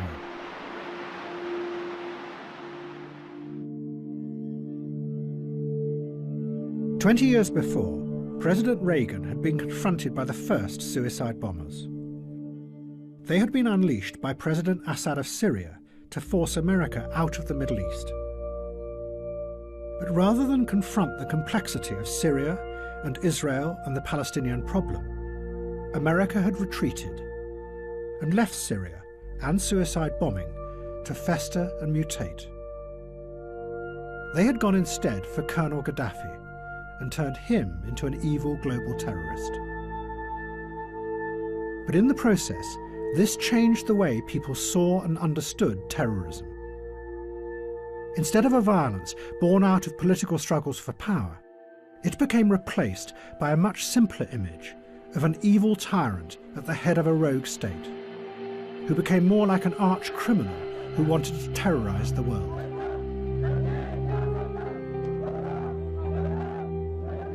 All the politics and power dropped away. The problem was just them and their evil personalities.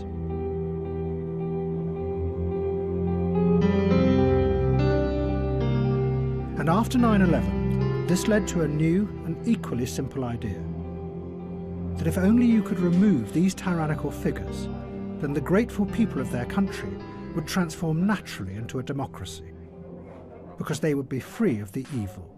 We owe it to the future of civilization not to allow the world's worst leaders to develop and deploy and therefore blackmail freed-loving countries with the world's worst weapons. We know they've already got chemical and biological weapons there. We know that they're certainly doing their best to acquire nuclear weapons technology. If we allow them to do that and do nothing about it, then I think later generations will consider us deeply irresponsible.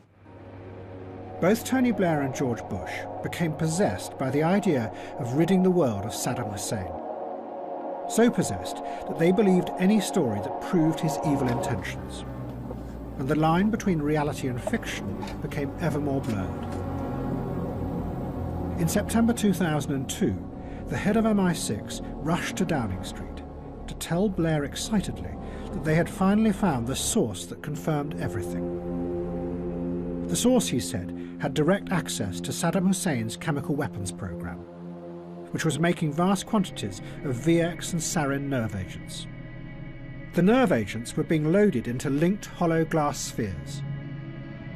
But then someone in MI6 noticed that the detail the source was describing was identical to scenes in the 1996 movie The Rock, starring Sean Connery and Nicolas Cage.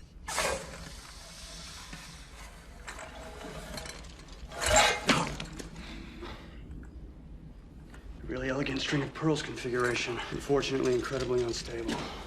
Well, what exactly does this stuff do? If the rocket renders it aerosol, it can take out the entire city of people. How? It's a cholinesterase inhibitor. Stops the brain from sending nerve messages down the spinal cord. A later report into the Iraq War pointed out glass containers were not typically used in chemical munitions. Seizes your nervous system. Do not move that! And the informant had obviously seen a popular movie known as The Rock that had inaccurately depicted nerve agents being carried in glass beads or spheres. After your skin melts off. Oh my God. That there is a threat from Saddam Hussein and the weapons of mass destruction that he has acquired is not in doubt at all.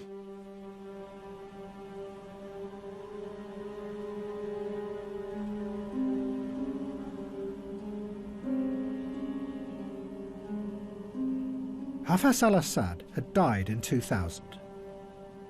His son Bashar became the new president of Syria. But he couldn't escape the inexorable logic of what his father had started. 20 years before, his father had sent Shiite suicide bombers to attack the Americans in Lebanon. Now, as America and Britain invaded Iraq, Bashar decided that he would copy his father. But what he was about to let loose would tear the Arab world apart, and then come back to try to destroy him.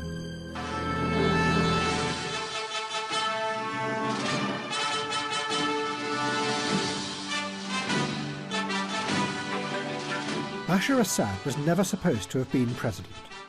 It was always going to have been his elder brother, Basil. But then Basil had died in a car crash. So now, Bashar took over the giant palace that his father had built above Damascus.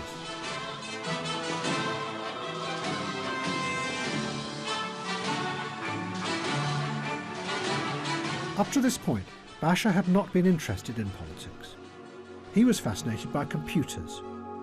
He founded the Syrian Computer Society and brought the internet to the country. His favourite band was the Electric Light Orchestra. But now he was president, and he set out to attack America.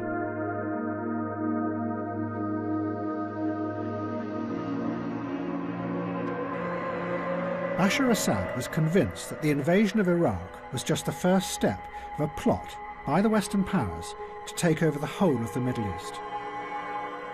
He knew that the invasion had outraged many of the radical Islamists in Syria, and what they most wanted to do was to go to Iraq and kill Americans. So Bashar instructed the Syrian intelligence services to help them do this. Syrian agents set up a pipeline that began to feed thousands of militants across the border and into the heart of the insurgency. And it grew. Within a year, almost all the foreign fighters from across the world were coming through Syria. And they brought suicide bombing with them. The Americans estimated that 90% of the suicide bombers in Iraq were foreign fighters.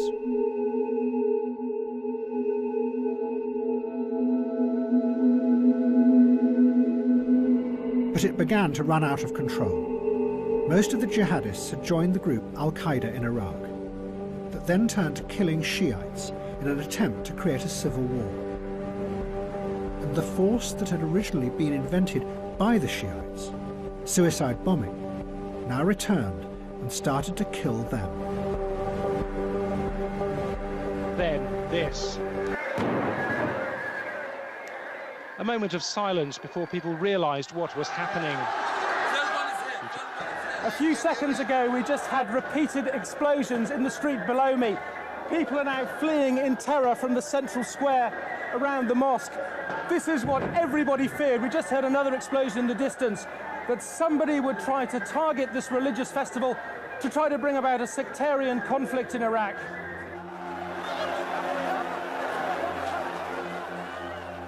There was panic, a terrified stampede. but some of these people were running into the next bombs. We counted at least 6 separate explosions.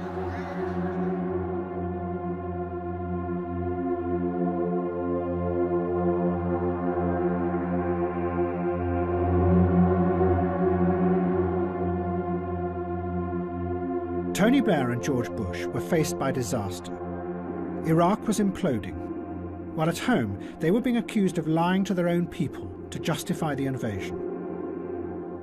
What they desperately needed was something that would show that the invasion was having a good effect in the Arab world. So they made an extraordinary decision. They turned for help to the man who they had always insisted was one of the world's most dangerous tyrants, Colonel Gaddafi. And instead, they set out to make him their new best friend. It was going to be the highest achievement of perception management. A man who had been created by the West as a fake global supervillain was now going to be turned into a fake hero of democracy. And everyone, not just politicians, would become involved. Public relations, academics, television presenters, spies, and even musicians were all going to help reinvent Colonel Gaddafi. It would show just how many people in the Western establishment had by now become the engineers of this fake world.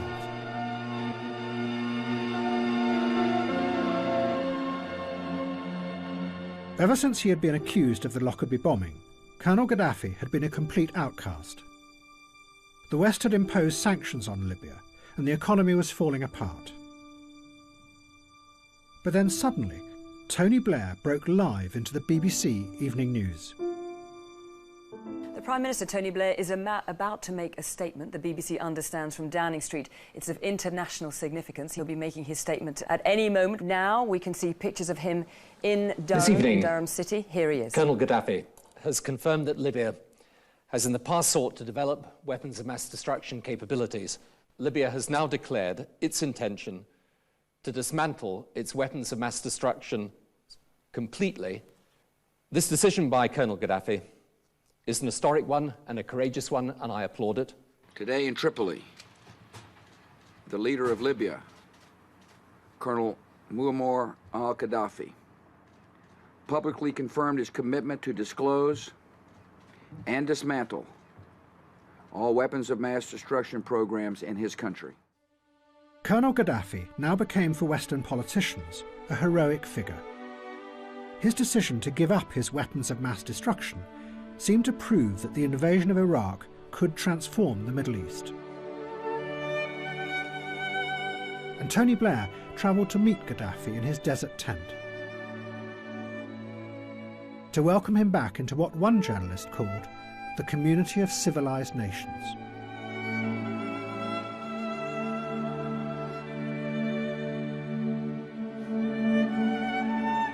But as in the past, nothing was what it seemed with Colonel Gaddafi.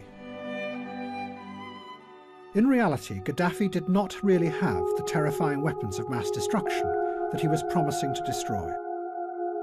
His nuclear program had stuttered to a halt long ago and never produced anything dangerous. He had managed to buy some equipment on the black market, but his technicians had been unable to assemble it. His biological weapons were non-existent. All he had was some old mustard gas in leaking barrels. But now, he had to pretend to have a terrifying arsenal of weapons, and the West had to pretend that they had avoided another global threat. And then the made-up stories became even more complicated.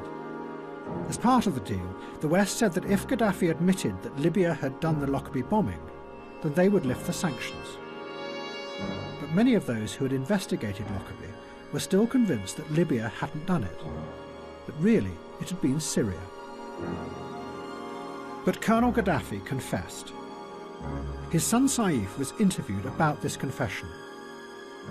He said that his father was simply pretending that he had been behind the Lockerbie bombing to get the sanctions lifted, that new lies were being built on top of old lies, to construct a completely make-believe world.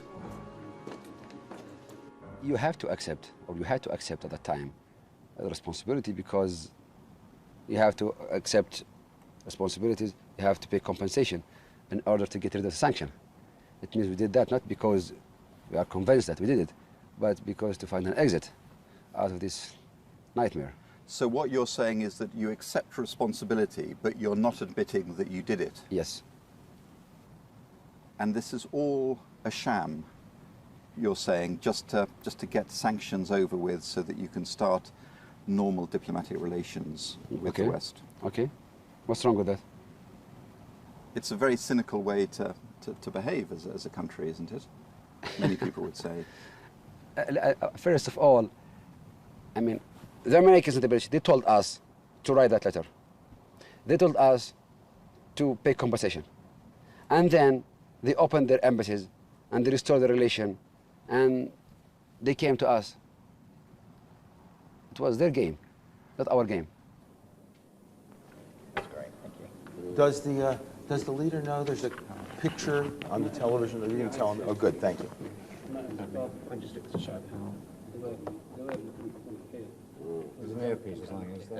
Public relations companies then came to Libya to do what they called reframing the narrative. One firm was paid $3 million to turn Gaddafi into what they described as a modern world thinker. Is that going to be there or not? Okay. We're going in 10.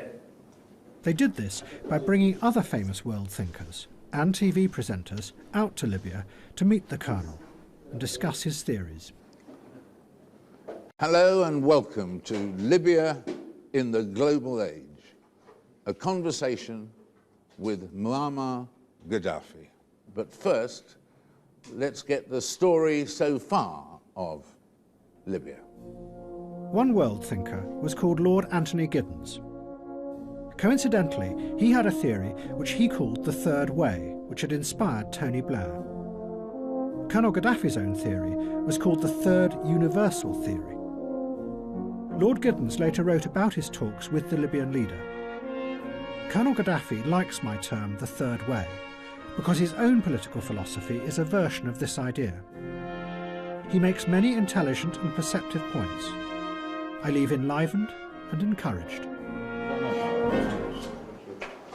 After 40 years, the leader of Libya, Muammar Gaddafi. And then Colonel Gaddafi achieved his lifelong dream. He was invited to address the United Nations. He spent almost 2 hours explaining his Third Universal Theory, and also demanded an investigation into the shootings of President Kennedy and Martin Luther King. When he was in New York, Gaddafi was offered a tent, just like the one he had at home, in the gardens of a grand mansion. The man who made the offer was Donald Trump. I mean, I've dealt with everybody. And by the way, I could tell you something else. What? I dealt with Gaddafi. What did I do with Gaddafi? You buried the lead. What'd you do? Excuse me. I rented him a piece of land. He paid me more for one night than the land was worth for the whole year or for 2 years. And then I didn't let him use the land. That's what we should be doing. Was that over in New Jersey? I don't want to use the word screw, but I screwed him. That's what we should be doing.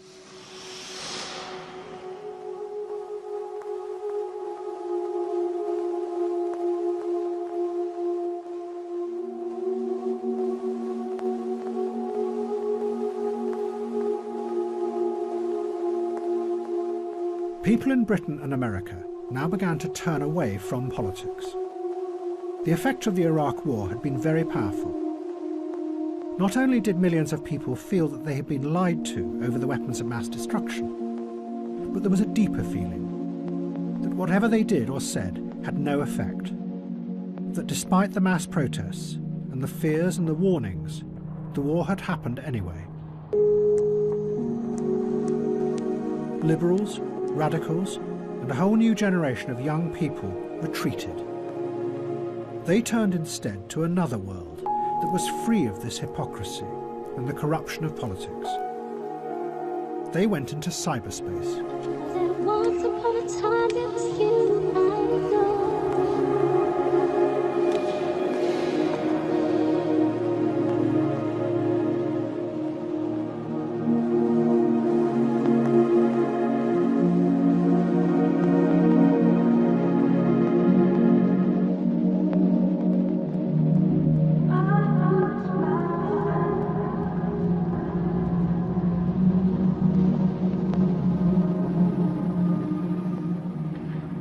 By now, cyberspace had become even more sophisticated and responsive to human interaction. The online world was full of algorithms that could analyse and predict human behaviour. The man behind much of this was a scientist called Judea Pearl. He was the godfather of modern artificial intelligence. Pearl's breakthrough had been to use what were called Bayesian belief networks. They were systems that could predict behaviour even when the information was incomplete. But to make the system work, Pearl and others had imported a model of human beings drawn from economics. They created what were called rational agents, software that mimicked human beings, but in a very simplified form. The model assumed that the agent would always act rationally in order to get what it wanted, nothing more. One of the early utopians of cyberspace, Jaron Lanier, warned of the implications of this. The agent's model of what you are interested in will always be a cartoon model. And in return, you will see a cartoon version of the world through the agent's eyes. And, he added, it will never be clear who they are working for, you or someone else.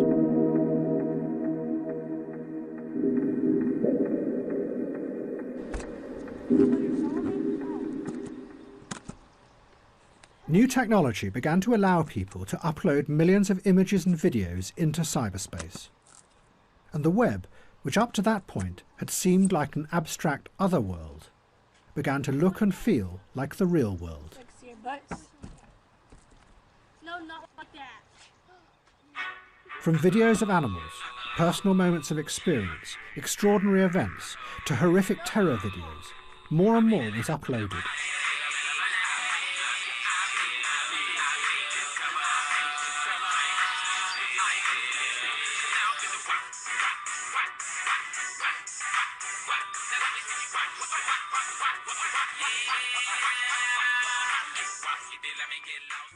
And in a strange, sad twist, the first terrorist beheading video that was posted online was that of Judea Pearl's own son, Daniel Pearl. He was a journalist for the Wall Street Journal and had been kidnapped by radical Islamists in Pakistan. They recorded what they said was his confession and then his killing. My name is Daniel Pearl. I'm a Jewish American. I come from, on my father's side, a family of Zionists. My father's Jewish. My mother's Jewish. I'm Jewish. Only now do I think about that some of the people in Guantanamo Bay must be in a similar situation. This was a new world that the old systems of power found it very difficult to deal with. In the wake of the 9/11 attacks, the security agencies secretly collected data from millions of people online. One program was called Optic Nerve. It took stills from the webcam conversations of millions of people across the world, trying to spot terrorists planning another attack. The program did not discover a single terrorist, but it did discover something else. A top-secret assessment said, unfortunately, there are issues with undesirable images within the data. It would appear that a surprising number of people are using webcam conversations to show intimate parts of their body to the other person. Also, the fact that the software allows more than one person to view a webcam stream means that it appears to be being used to broadcast pornography.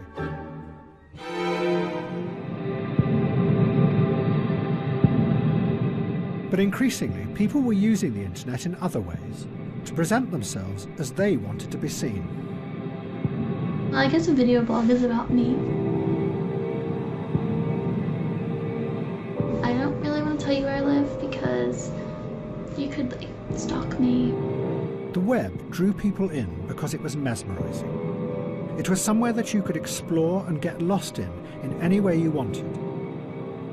But behind the screen, like in a two-way mirror, the simplified agents were watching and predicting and guiding your hand on the mouse.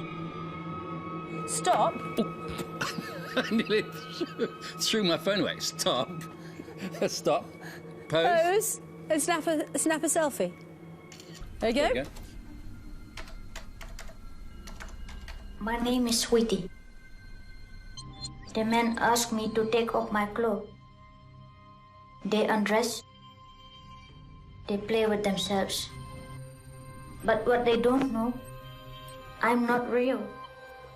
I'm a computer model, made piece by piece to track down these men who do this.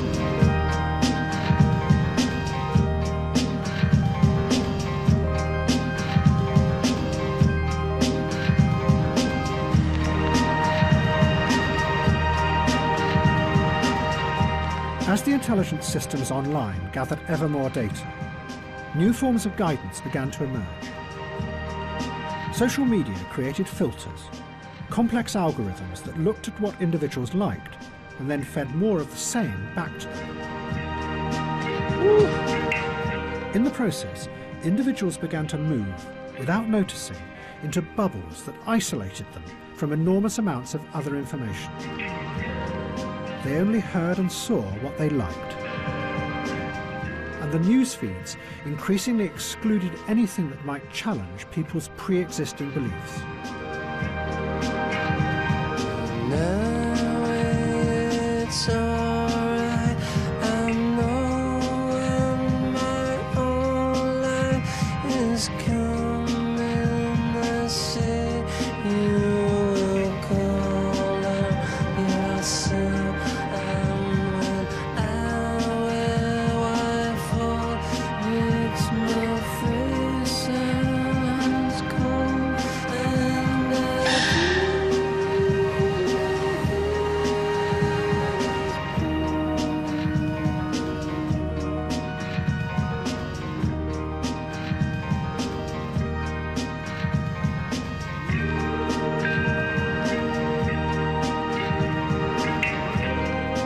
The version of cyberspace that was rising up seemed to be very much like William Gibson's original vision.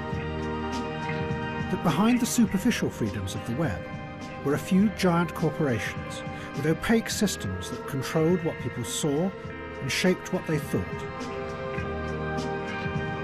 And what was even more mysterious was how they made their decisions about what you should like and what should be hidden from you. But then, the other utopian vision of cyberspace re-emerged.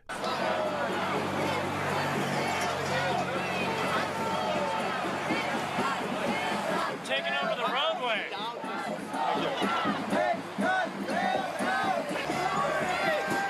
Take it!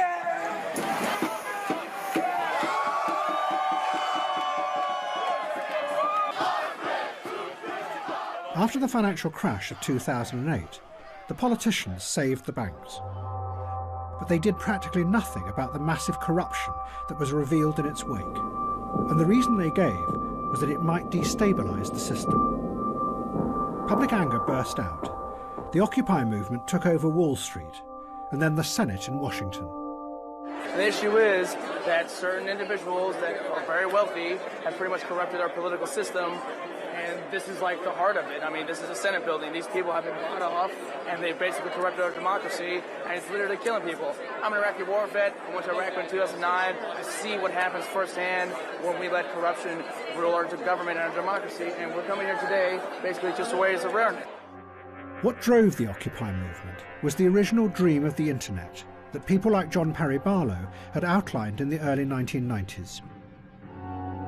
In his declaration of the independence of cyberspace, Barlow had described a new world, free of politics and the old hierarchies of power. A space where people connected together as equals in a network, and built a new society without leaders. Now, the Occupy movement set out to build that kind of society in the real world. The camps were to be the models. All the meetings used the idea of the human microphone. People throughout the crowd repeated a speaker's words so everyone could hear them. We are now going to vote on whether to stay here for the next 2 hours But if someone wanted to challenge the speaker, the human amplifiers also had to repeat their words. So their voice had equal power. What she said. What she said. What's that? What's that? The proposal. Each person was an autonomous individual who expressed what they believed. But together, they became components in a network that organized itself through the feedback of information around the system. You could organize people without the exercise of power. Protests in Egypt.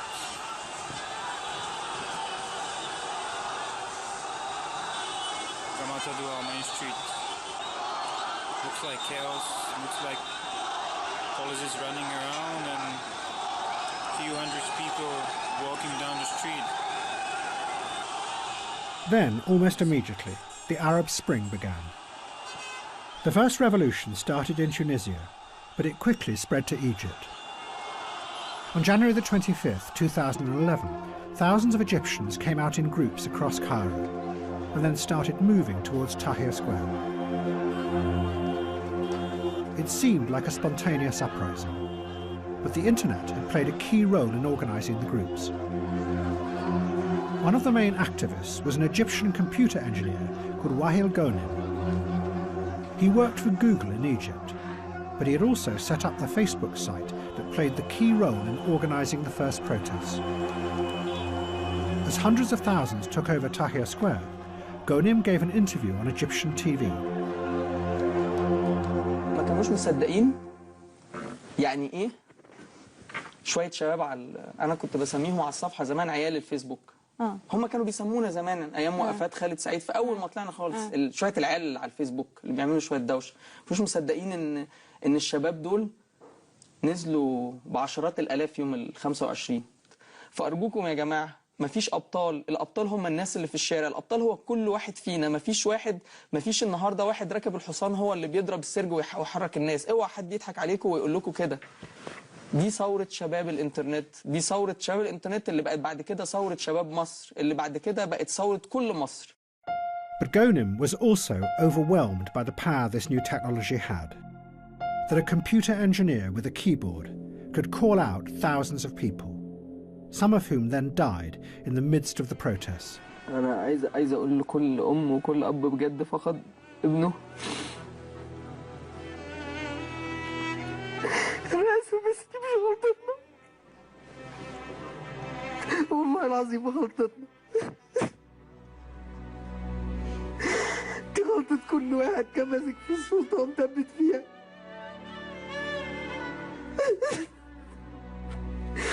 عايز أمشي.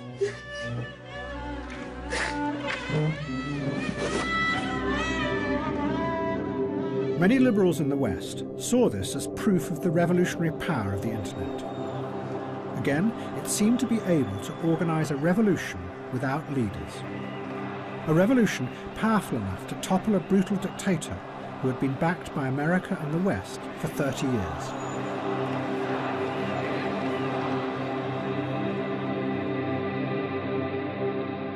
But the internet radicals were not the only ones who saw their dreams being fulfilled in the Arab Spring.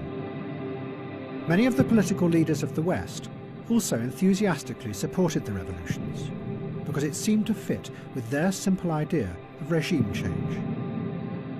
It might have failed in Iraq, but now the people everywhere were rising up to rid themselves of the evil tyrants, and democracy would flourish.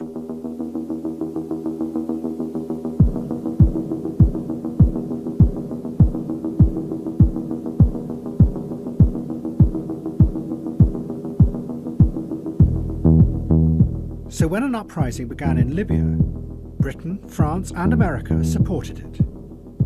And suddenly, Colonel Gaddafi stopped being a hero of the West. All the politicians and the public relations people and the academics who had all promoted him as a global thinker suddenly disappeared. And Gaddafi became yet again an evil dictator who had to be overthrown. His son Saif said, "The way these people are disowning me and my father is disgusting. Just a few months ago, we were being treated as honoured friends. Now that rebels are threatening our country, these cowards are turning on us. Colonel Gaddafi retreated to the ruins of the house that the Americans had bombed 30 years before and addressed the world. Those who love Muammar Gaddafi is the glory. If I had a position, if I were a president, I would have resigned. I would have thrown my resignation in your face. But I have no position, no post. I have nowhere to resign from. I have my gun. I have my rifle to fight for Libya. Withdraw your children from the streets. Take your children back. They are dragging your children, they're making your children drunk, and they're sending them to hell. Your children will die. What for?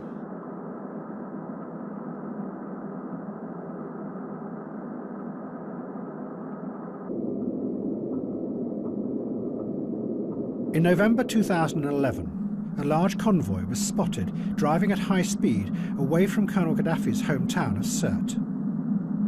An American drone, controlled from a shed outside Las Vegas, was sent to follow it.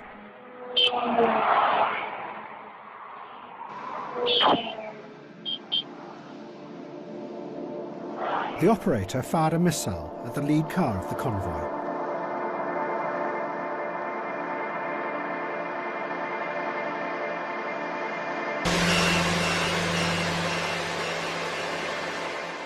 Gaddafi then fled, looking for shelter from the oncoming rebel forces. He hid under the road in a drainage pipe.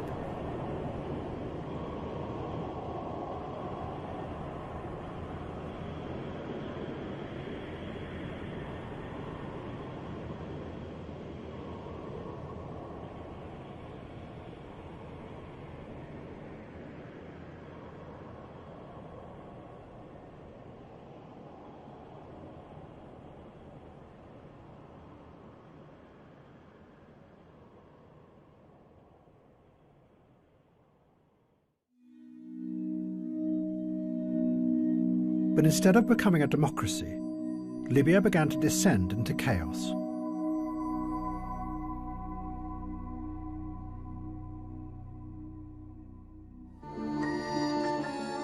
And the other revolutions were also failing. The Occupy camps had become trapped in endless meetings, and it became clear that there was a terrible confusion at the heart of the movement.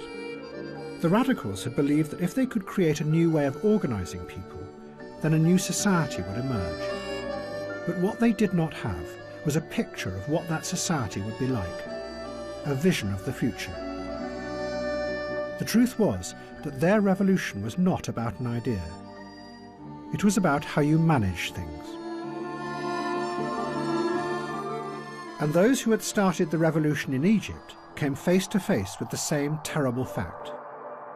Social media had helped to bring people together in Tahrir Square. But once there, the internet gave no clue as to what kind of new society they could create in Egypt. The movement stalled. And a group that did have a powerful idea, the Muslim Brotherhood, rushed in to fill the vacuum. The Brotherhood took power in an election, and one of them, Mohamed Morsi, became president. The liberals and the left were shocked, and bit by bit they turned back to the military, protesting, asking them to save the revolution from being captured by Islamists. In the spring of 2013, the military took action. They arrested the president and killed hundreds of his supporters who protested. And an extraordinary spectacle unfolded in Tahrir Square.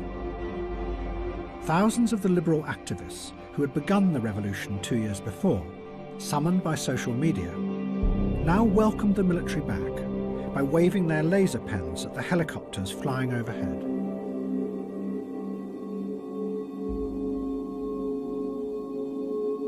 The crowd had been summoned there, once again, by Facebook.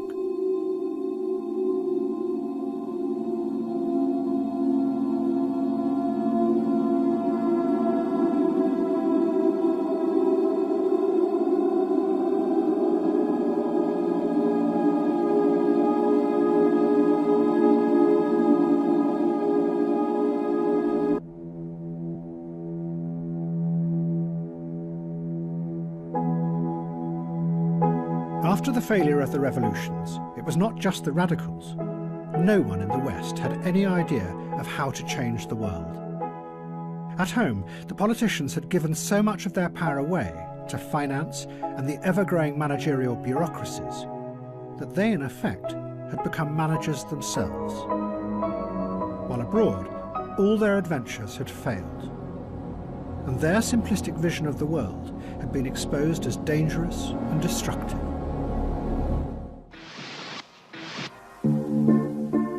But in Russia, there was a group of men who had seen how this very lack of belief in politics and dark uncertainty about the future could work to their advantage. What they had done was turn politics into a strange theatre, where nobody knew what was true or what was fake any longer. They were called political technologists, and they were the key figures behind President Putin. They had kept him in power, unchallenged, for 15 years. Some of them had been dissidents back in the 1970s, and had been powerfully influenced by the science fiction writings of the Strugatsky brothers. 20 years later, when Russia fell apart after the end of communism, they rose up and took control of the media. And they used it to manipulate the electorate on a vast scale. For them, reality was just something that could be manipulated and shaped into anything you wanted it to be.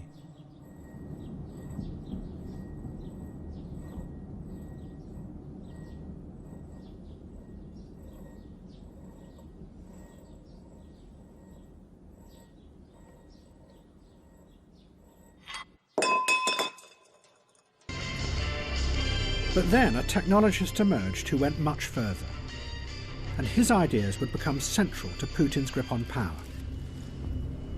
He was called Vladislav Surkov. Surkov came originally from the theatre world, and those who have studied his career say that what he did was take avant-garde ideas from the theatre and bring them into the heart of politics. Surkov's aim was not just to manipulate people, but to go deeper and play with and undermine their very perception of the world, so they are never sure what is really happening.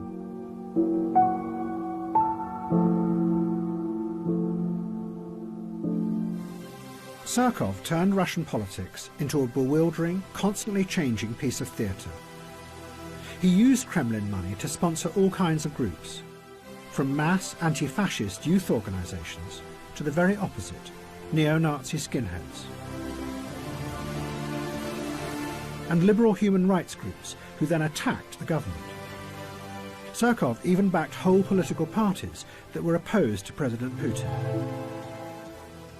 But the key thing was that Surkov then let it be known that this was what he was doing, which meant that no one was sure what was real or what was fake in modern Russia. As one journalist put it, it's a strategy of power that keeps any opposition constantly confused, a ceaseless shape-shifting that is unstoppable because it is indefinable. Meanwhile, real power was elsewhere, hidden away behind the stage, exercised without anyone seeing it. And then, the same thing seemed to start happening in the West. By now, it was becoming ever more clear that the system had deep flaws. Every month, there were new revelations of most of the bank's involvement in global corruption, of massive tax avoidance by all the major corporations, of the secret surveillance of everyone's emails by the National Security Agency. Yet no one was prosecuted, except for a few people at the lowest levels. And behind it all, the massive inequality kept on growing. Yet the structure of power remained the same. Nothing ever changed, because nothing could be allowed to destabilize the system. But then, the shape-shifting began. Thank you very much. So nice. So amazing. So amazing. What? That's okay. I love you more, okay? The campaign that Donald Trump ran was unlike anything before in politics. Nothing was fixed. What he said, who he attacked, and how he attacked them was constantly changing and shifting.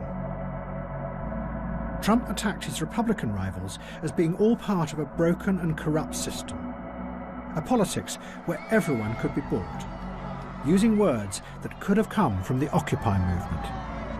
You've also donated to several Democratic candidates, Hillary Clinton included, Nancy Pelosi. You explained away those donations, saying you did that to get business-related favors. And you said recently, quote, "When you give, they do whatever the hell you want them to do." You better believe it. So what specifically did they do? If I ask them, if I need them, you know, most of the people on this stage I've given to, just so you understand, a lot of money. I will tell you that our system is broken. I give to many people. Before 2 months ago, I was a businessman. I give to everybody. When they call, I give. And you know what? When I need something from them, 2 years later, 3 years later, I call them. They are there for me. And that's a broken system. But at the same time, Trump used the language of the extreme racist right in America, connecting with people's darkest fears, pushing them and bringing those fears out into the open. Get the fuck out of here! Our country! Proud fucking American! Made in USA, bitch! Made in fucking USA! Don't fucking cook my burrito, bitch! Don't fucking make my tortilla, motherfucker! And build that fucking wall for me! Trump! I love Trump! Fuck you! I love my country! Yeah! I'll fuck like at least 10 of you up in one fucking city, you fucking pussy! Come on! Many of the facts that Trump asserted were also completely untrue. But Trump didn't care. He and his audience knew that much of what he said bore little relationship to reality. Thank you very much. This meant that Trump defeated journalism, because the journalists' central belief was that their job was to expose lies and assert the truth. Greatly appreciated. With Trump, this became irrelevant. Not surprisingly, Vladimir Putin admired this. Что вы думаете о Дональде Трампе? Ну, он яркий очень человек, талантливый, без всяких сомнений. Но это не наше дело определять его достоинство, это дело избирателей в Соединенных Штатах. Но он абсолютный лидер, мы сегодня видим, президентской гонки. Он говорит о том, что хочет перейти к другому уровню отношений, более плотному, глубокому уровню отношений с Россией. Ну, разве мы можем это не приветствовать? Конечно, мы это приветствуем. Все, что касается внутриполитических вещей, его обороты речи, что он использует для повышения своей популярности, повторяю еще раз, это не наше дело оценивать эту его работу.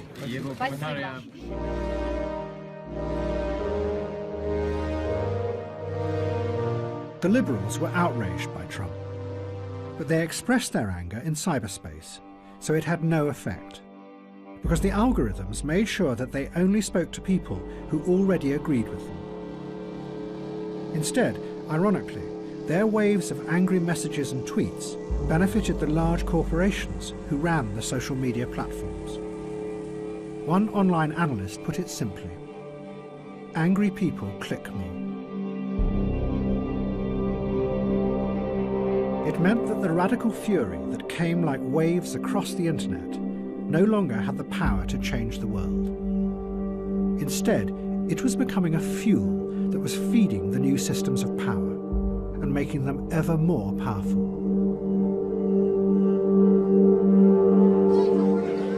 But none of the liberals could possibly imagine that Donald Trump could ever win the nomination. It was just a giant pantomime. And then, of course, there's Donald Trump. Donald Trump has been saying that he will run for president as a Republican, which is surprising since I just assumed he was running as a joke.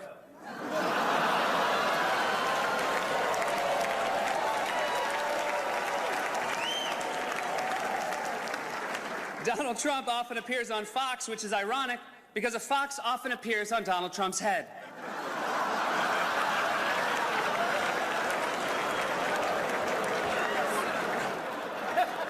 Donald Trump owns the Miss USA pageant, which is great for Republicans because it will streamline their search for a vice president.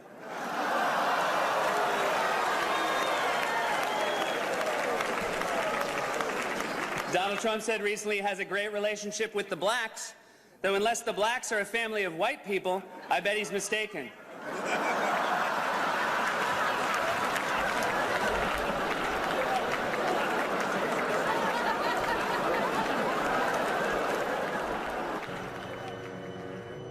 But underneath the liberal disdain, both Donald Trump in America and Vladislav Surkov in Russia had realized the same thing. That the version of reality that politics presented was no longer believable. That the stories politicians told their people about the world had stopped making sense. And in the face of that, you could play with reality, constantly shifting and changing, and in the process, further undermine and weaken the old forms of power.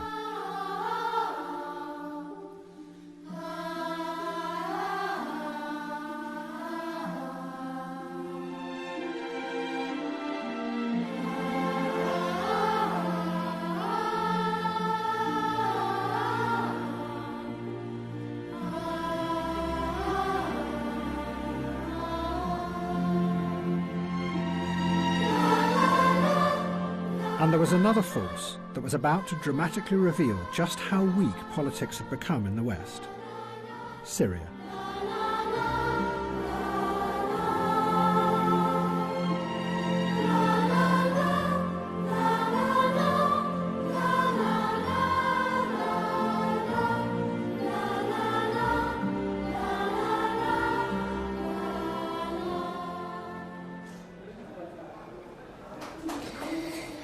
The attack happened here at a central police station in Damascus. Police say the bomber came up the stairs. Police then opened fire, and then police say he detonated the explosives. And the damage is here to see. Behind me, the pockmarked walls where the ball bearings hit. Blood splattered on the walls. And the force of the blast caused walls to collapse. And everything is topsy-turvy, everything destroyed.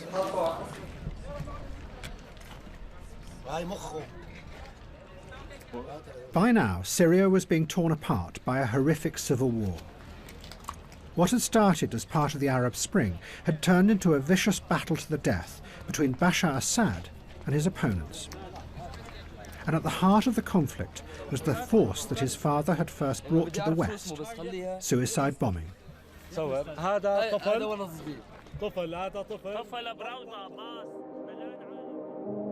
in the 1980s, Bashar Assad's father had seen suicide bombing as a weapon he could use to force the Americans out of the Middle East. But over the next 30 years, it had shifted and mutated into something that had now ended up doing the very opposite, tearing the Arab world apart. Hafez al-Assad's dream of a powerful and united Arab world was now destroyed. In Iraq, extremist Sunni groups had used suicide bombing as a way to start a sectarian war. And now, groups like ISIS brought the same techniques into Syria to attack not just Assad's son, but his fellow Shiites.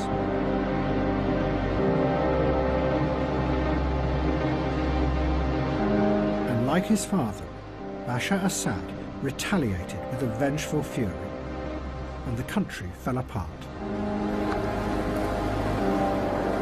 Allahu Akbar.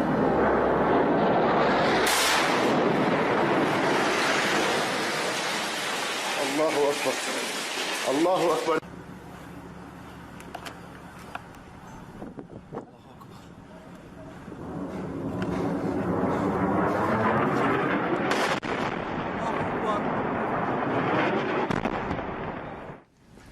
My fellow Americans, tonight I want to talk to you about Syria, why it matters, and where we go from here. Faced by the war, Western politicians were bewildered. They insisted that Bashar Assad was evil. But then it turned out that his enemies were more evil and more horrific than him. The question before the House today is how we keep the British people safe from the threat posed by ISIL. This is not about whether we want to fight terrorism, it's about how best we do that. So Britain, America and France decided to bomb the terrorist threat. But the effect of that was to help keep Assad in power.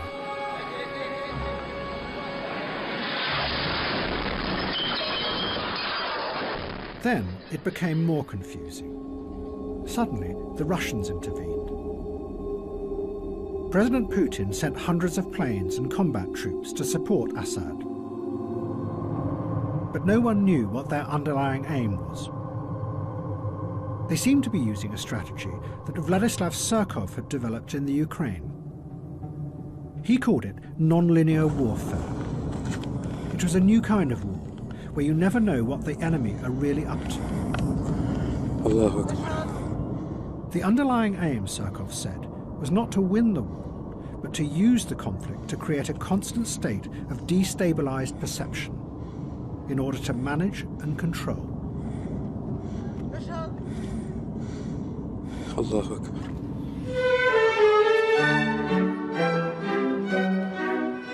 In March 2016, the Russians suddenly announced with a great fanfare that they were leaving Syria.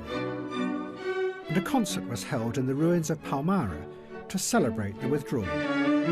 But in reality, the Russians never left. They are still there, and still no one knows what they really want. كانت الأمور أسهل ما كنا نتصور رغم أنه هذا المكان كان له أهمية. And within Syria, there was a new Islamist ideologist who was determined to exploit the growing uncertainties in Europe and America. He was called Abu Musab al-Suri, the Syrian. وبالمثال هذا يقع فيه كثير من الكتاب الذين اختاروا أن يكونوا كتاب جهاديين وكتاب للجهاد وما مارسوا الجهاد ولا مرة. Al-Suri had originally worked with Osama bin Laden in Afghanistan, but he had turned against him. Al-Suri gave lectures that had a powerful effect on the Islamist movement.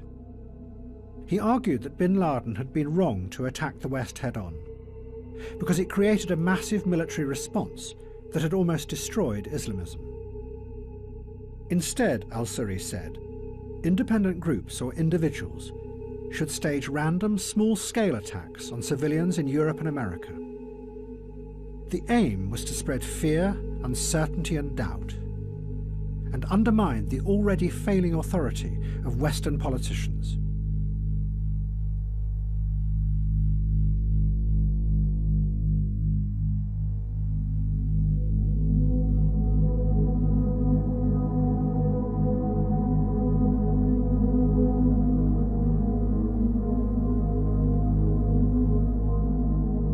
The effect of the attacks shocked Europe and America and gave powerful force to the new politics of uncertainty and anxiety. I'm sure that you, with me, share the absolute horror and total revulsion at what happened in Paris last Friday. And I'm afraid there is, and we have to be honest and frank about this and talk about these things without being fearful. There is a problem with some of the Muslim community in this country. There is a problem, and we have to be honest about it. Our politicians, I'm afraid, haven't had the guts. This could be the great Trojan horse of all time. Because you look at the migration, study it, look at it. Now they'll start infiltrating with women and children. Both the Brexit campaign in Britain and Donald Trump in America did exactly what Al-Suri had predicted. They used the fear to dramatize a world where everything, even going to a restaurant, had become a risky event. And what had been seen as doomed campaigns on the fringes of society that could never win became frighteningly real. I am genuinely freaked out right now about this whole Brexit thing, because we'd all been told that it wasn't going to happen, like it was going away from Brexiting and onto the staying.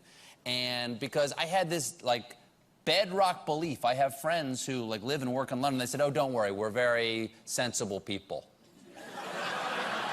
This isn't going to happen. It's a lot of talk, but that we don't do that sort of stuff here.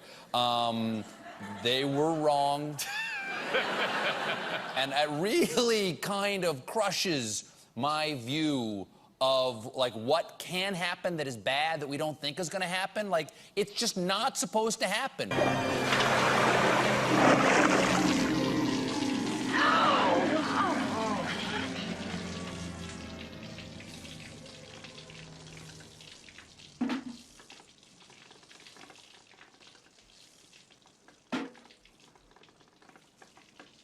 I feel like we're watching the stirrings of fascism in Europe again, and I genuinely never thought it would be my country that did that. I thought this would be America. I thought America was the people who were so filled with hate, not us. And I'm so disappointed.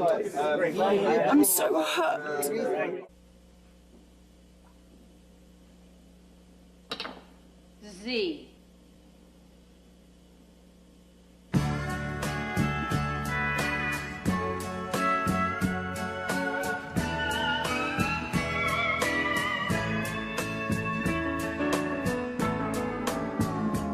You must think my bed's a bus stop.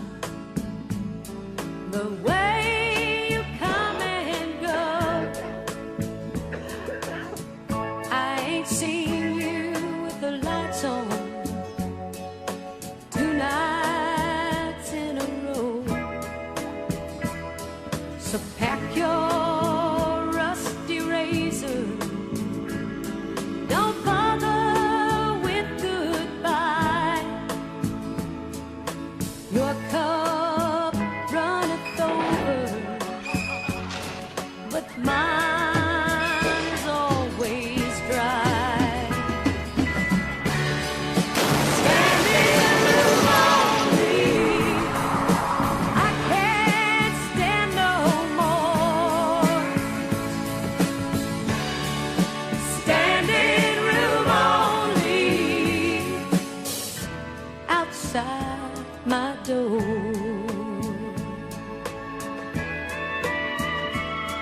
Don't help me set the table, 'cause now there's one less place. I won't lay Mama Silver for a man who won't say grace. If home is where the This is my heart right to is, free speech going on here, okay? then your home's on the streets. Me, I'll read a good book, turn out the lights, and go to sleep.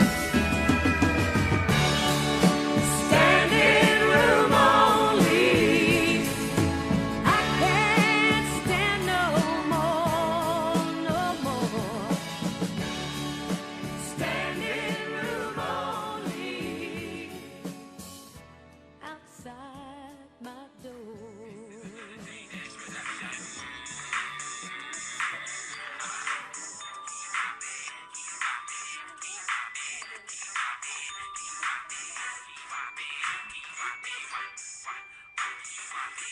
Oh. Video. Say bye, Heather.